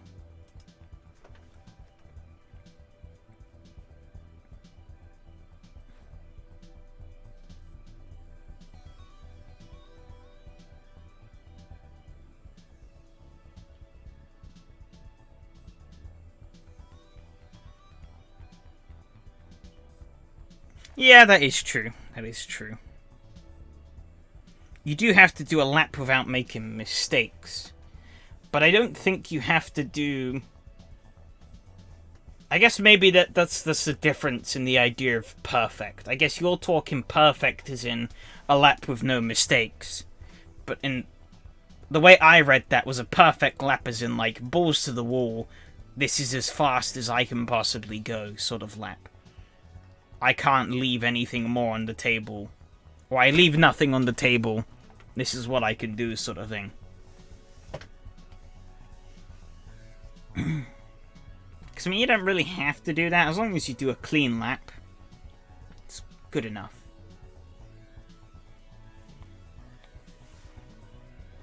One issue I have noticed, though, is that doing the car you do the line in is also quite important. Because it depends on what kind of cars you want to be used on the track. Because sometimes it can have... running a car that's quite different to the car that the line was recorded with can lead to some interesting behaviors, from what I've seen.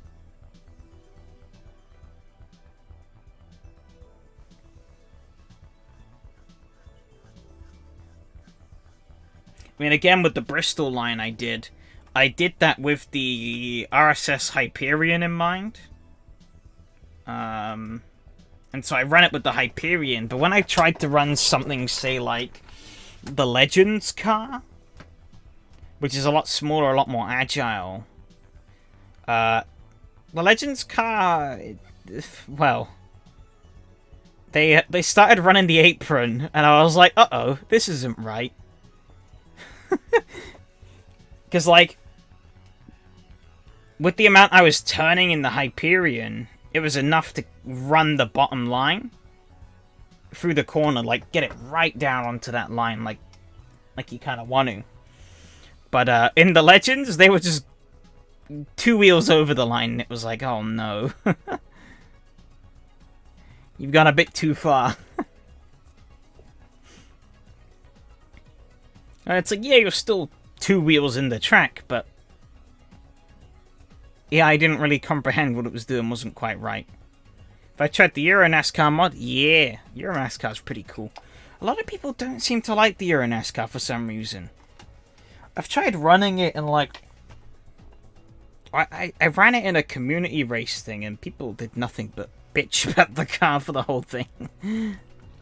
But I really enjoy it. The only thing I don't like about the Euro NASCAR is the speed limiter. That's the only thing I don't like, but I understand why it's there, because it's realistic. The real cars have one too. But for a sim, it kind of does squander some of the fun you can have with the car in the sim. Because you can't take it to these faster tracks. Heck, you can't even run it at Watkins Glen. Runs out at top speed about halfway down the back straightaway. And you just sat there banging off the limiter. And you're like, God, please save me. It's not a fun experience. Which is a shame, because the car itself is fucking awesome. But you have to be careful with the track choice to not pick some tracks where you smash the limiter too hard. Because, yeah, we did run it in an SRS championship a while ago. That was hosted by James. And he picked for the finale, or for the final 2 rounds, he picked Watkins Glen and Daytona. And as much as I like both those tracks, and had some fun racing there, the topping out was pretty shit. Yeah, but that's the problem. It could have been better had the car not had the speed limiter. When we raced at Watkins Glen in James's series, I could have had a couple of runs on Austin and Mateo, but they never really went anywhere. Because I just got halfway down the back straightaway and it's like, brr, brr, brr, brr, brr, brr, and it's like, fuck, I can't do anything now. I just have to sit here. It was even worse at Daytona, going all the way around the, obviously road course, Daytona road course. But you still have to go around quite a lot of the banking there. And you get through, like, you're in, like, NASCAR 2. You haven't even reached the back straightaway yet, and the car's already getting close to the limit, and you're like, ooh, this is not good. And then you exit the bus stop, and you get to, like, turn 4, and it's already on the limiter. You've still got all of turn 4 to go, and the run down the start straight over the tri-oval into turn 1. And And you just kind of left sat there like, well, what do I do? Nothing.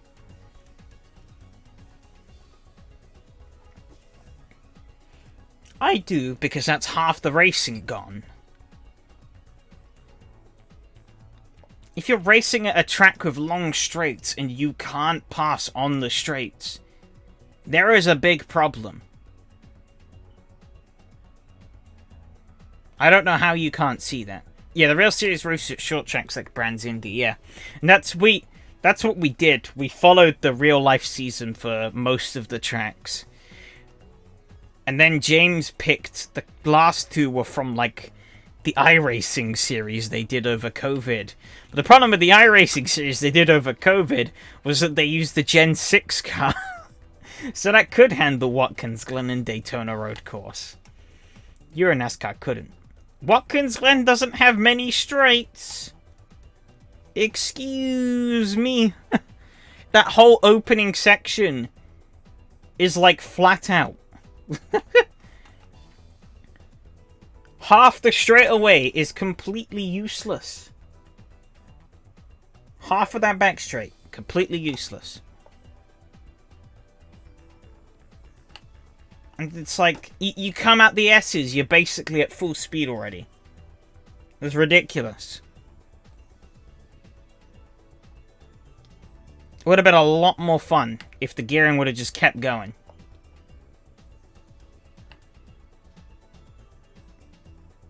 Two straights where you reach the limiter for like 5 seconds. It's too much. It shouldn't happen. Ever. If you hit the limiter, you should hit the limiter for like half a second at most. I hate it when race cars bang off the limiter.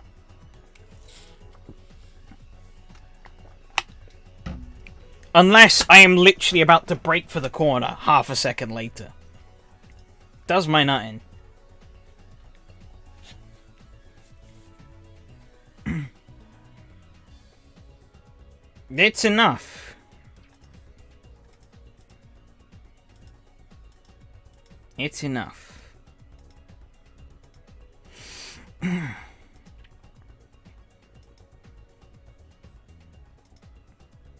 Can't sync AC to Steam Cloud. What the fuck would there be to sync with Steam Cloud?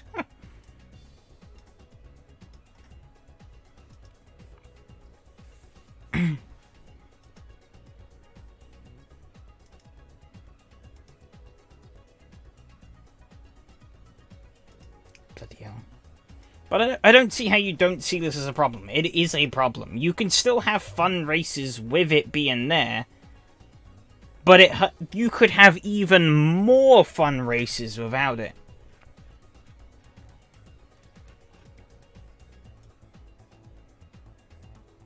Where is... it's the Fiesta. So I need to go back even further. Euro NASCAR. I'm gonna find that replay.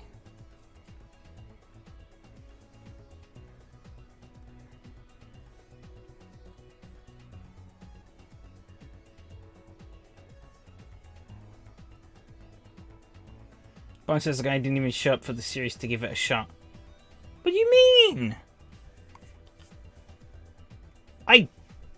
Yeah, that was an... I don't race SRS on Wednesdays. Is that a problem?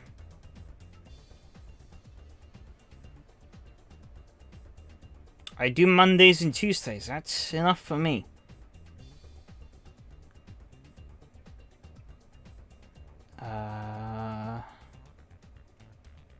Daytona. That's Daytona.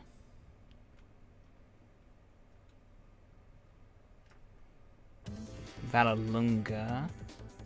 What the hell is Watkins Glen? Here we go. Watkins Glen boot.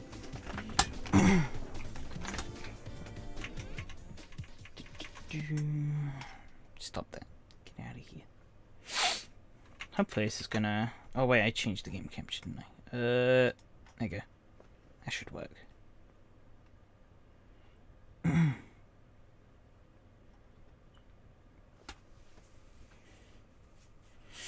So yeah, I don't... That argument about saying... Says the guy who didn't even show up to the series to make a shot is a bad argument. Because I raced this car at Watkins Glen. And I can tell you, it annoyed the shit out of me that half the straightaway was fucking useless. Like, look. This is lap 1. The slowest entry to it. And where are we going to hit the limiter? Here. Wait. I've hit the limiter here. I'm barely out of the S's. I still have all of this to go. And now, all of that is just useless. It's completely useless. I'm just sat in a straight line, doing nothing. Where's the fun in that? Where's Yari? Let's sit on board with Yari. Right? He's got a... He has... Oh, shit. You know, he's right on me. He should be benefiting from a slipstream. Useless. He can't do anything. Hindsight, he should have tried to have outbraked me into there, but he really didn't.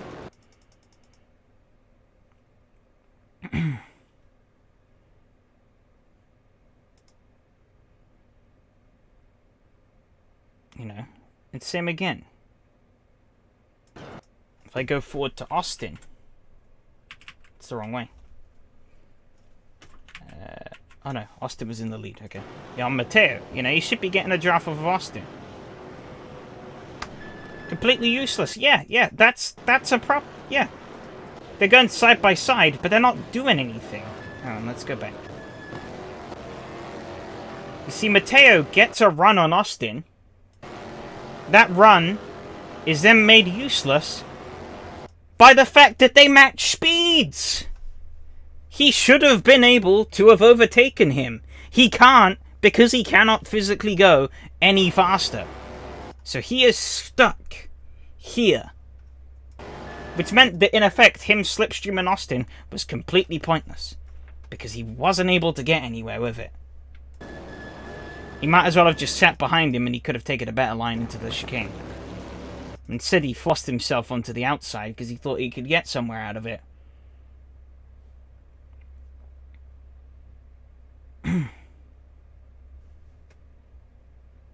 Yeah, as I've stated before, going side by side doesn't really mean shit. If anything, it's something you want to avoid doing a lot of in racing. Much as it looks cool, it's not good for actual performance. You know, what is the point of having such a long straightaway if you can't do anything on it?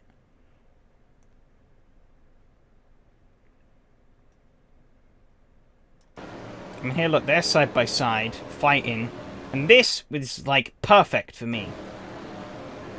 Okay, I think here, this might be a bad... Oh, no, I still get a slipstream here. But I actually... Yeah, okay. So I actually backed off here. Because, I didn't really want to get too aggressively... These two are fighting for a championship, so I didn't really want to get too aggressively involved. But look, again, you know, Austin has the run here. Well, actually, no. Matteo has the run on him out of the corner. But he isn't able to do anything with it because they've run out of speed. He only just clears Austin, and then he outbrakes him into the corner. The speedo... Yeah, you hit it once per lap. But that's still... I don't... How do you not understand that this whole section of track here, one of the main passing places in Watkins Glen, is rendered completely useless? This whole section of track, useless. You could shrink this straightaway down, and the track would be better in these cars.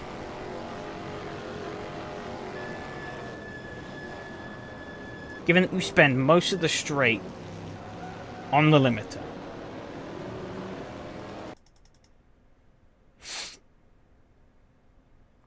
I don't give a shit if it's the only one. It's once, and it happens too much. I don't know why this has to be such a thing. It should not happen at all.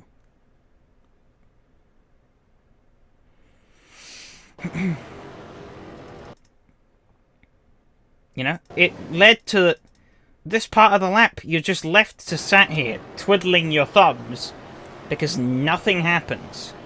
Every lap, nothing happens. I would be reeling him in.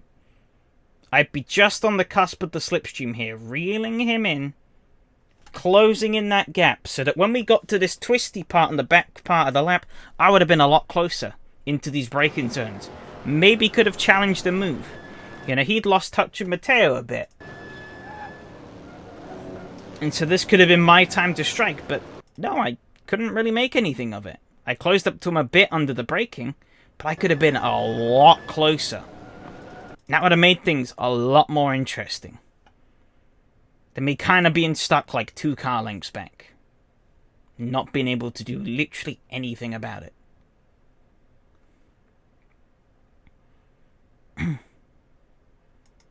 Because this straight is the main spot where things happen in Watkins Glen. It's the main place this happens.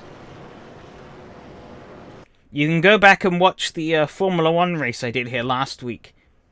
This straight is pretty much where all the action happened.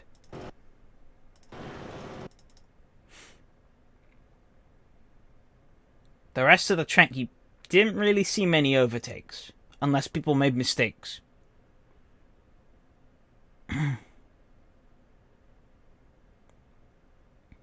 And so when that straight is rendered useless by the cars having crappy gearing,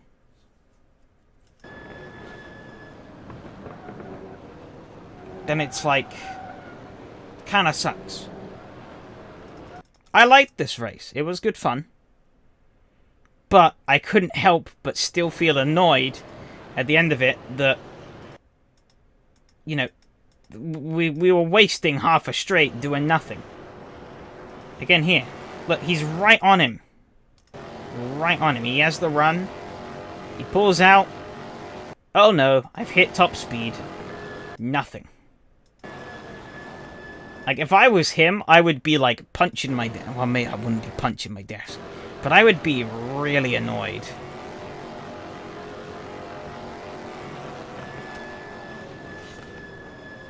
Because that would have been a slam dunk run. He would have breezed past him. And they would have had a nice battle into this chicane. But no. His run gets killed. Matteo can move up in front of him because he knows he's not gonna... He can't do shit. And that's that. Yeah.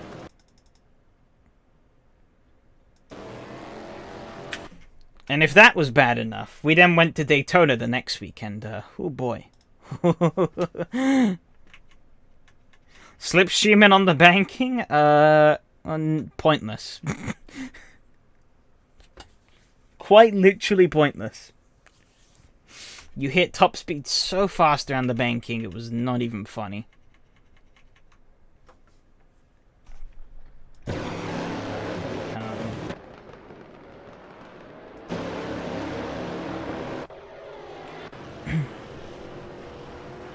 And we're at top speed.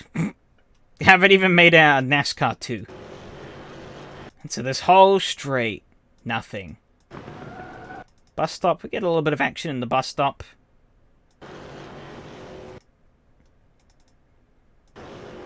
Wow, my predictions are bang on. I thought I was exaggerating a little bit, but I've literally didn't make it to the exit of 2, I'd hit top speed. Just entered 4, I've hit top speed. I said this round is awful, people crashing left and right. I guess. I mean, I didn't see much of it. But I think that's the thing. People were probably getting more desperate into the braking zones because you couldn't do anything on the straights. If you just spent, you know, If you spent this whole section here, this whole bit from here,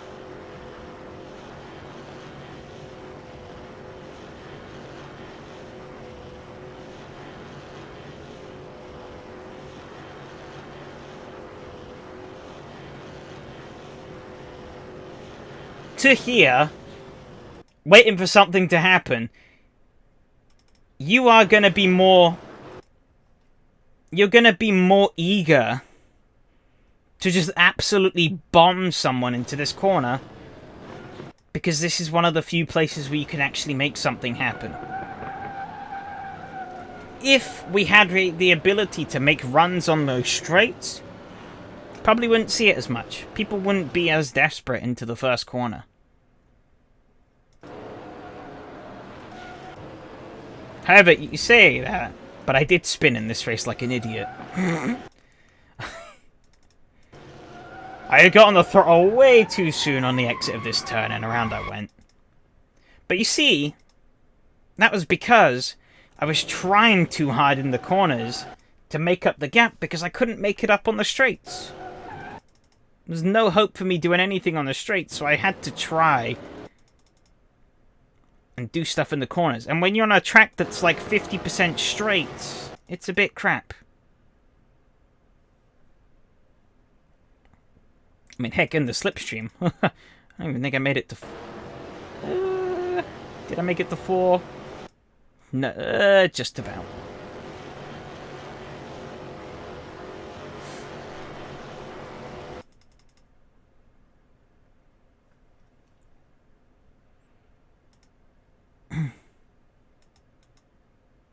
But I guess, yeah. I mean, this race was a while ago as well, so I don't remember much of it.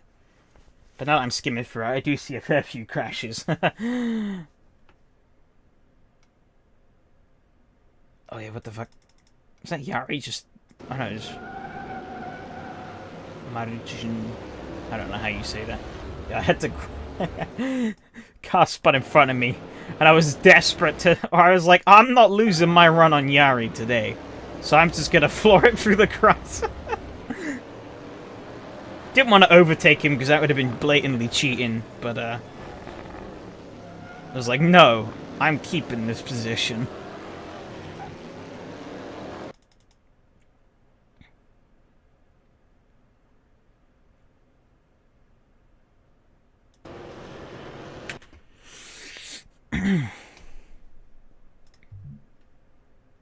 Visible bump. Oh, yeah, from the Estonia race. Yeah, that Ferrari just died. I used to think that was when the Ferrari died, wasn't it?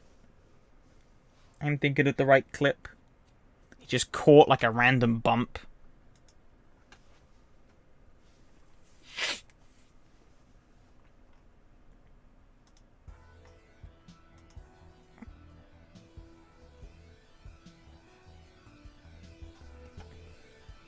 But,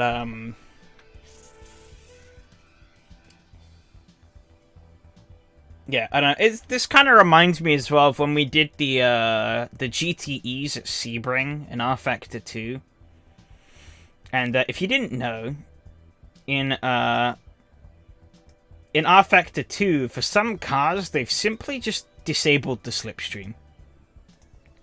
God knows to me why, but they have. They have some reasoning behind it, probably. They broke something. It's R Factor 2, what isn't broken. But, it wasn't until... Or, when you have something like that stripped away from you, it's when you realize how much you rely on it in a race. I remember getting quite frustrated in that race, because the straights were just kind of useless. Because unless you had to get a better run out of the corners and hope that your car, because obviously GTEs is a bit of variation between the cars, you had to hope that your car naturally had the faster straight line speed. Otherwise you couldn't do anything on the straights. Even if you got the better run in some instances, like that back straight at Sebring's quite long on the run down to Sunset. Get a good run out of Le Mans corner doesn't mean much if the car's just going to blast past you. And later on in the series, at the end, when we went to Bahrain, I led for a while simply because the Corvette was faster than the BMW on the straights. He couldn't get past me. You know, the time he was making back in the corners, I was making back on the straights. And he couldn't slipstream me on the straights to do anything about it. It was so stupid.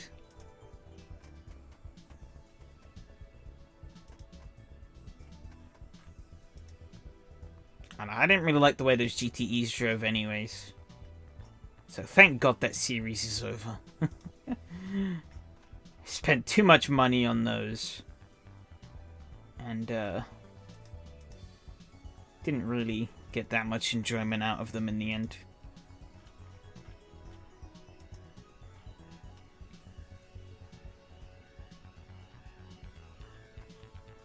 But it is what it is.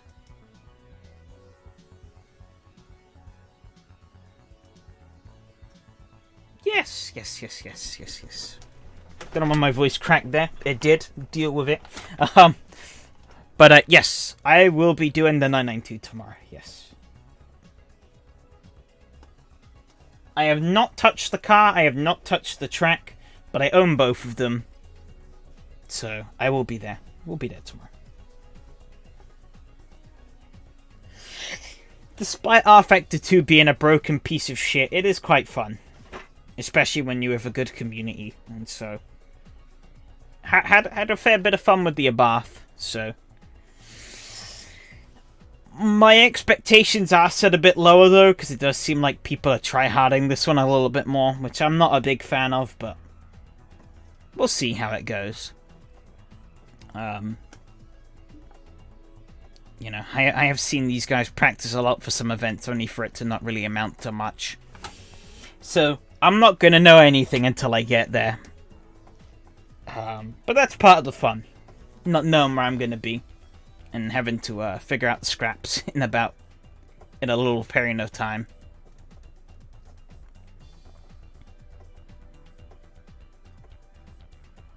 And I think, you know, that is almost kind of the beauty of not practicing as well.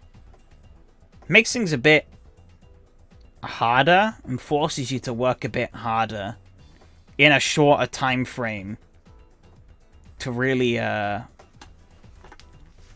gotta make up for lost time in effect. And I think it's quite a nice way to keep your brain engaged with sim stuff. Makes you more decisive on things,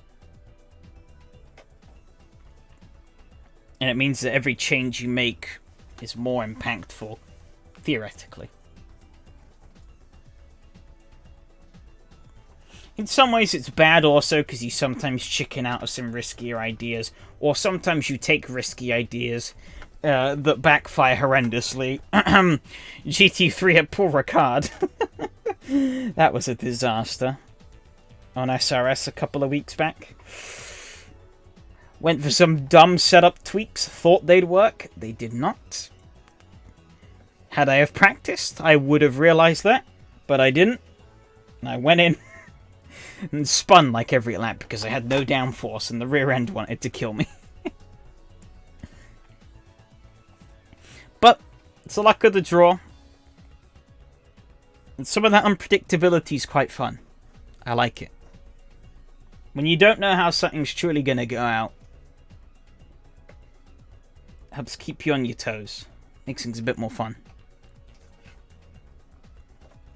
But anyways, I have rambled on for long enough.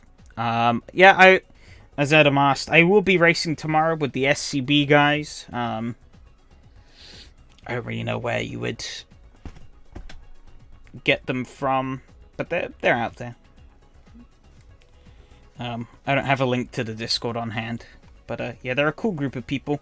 I won't be streaming tomorrow though, just be racing. I only stream on Tuesdays. Unless I'm doing some kind of special event. So, yeah. But, yep, thank you everyone who came along and raced. Thank you for everyone who came along and chatted. It was an awesome season of SRS. Doing both those double championships. Had a lot of fun doing both of those. Hopefully next season can deliver some more of that.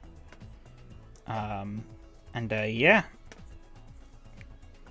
I'm interested to see what comes out as well for the rest of the series is in SRS. But yeah. Take care everyone. Adios.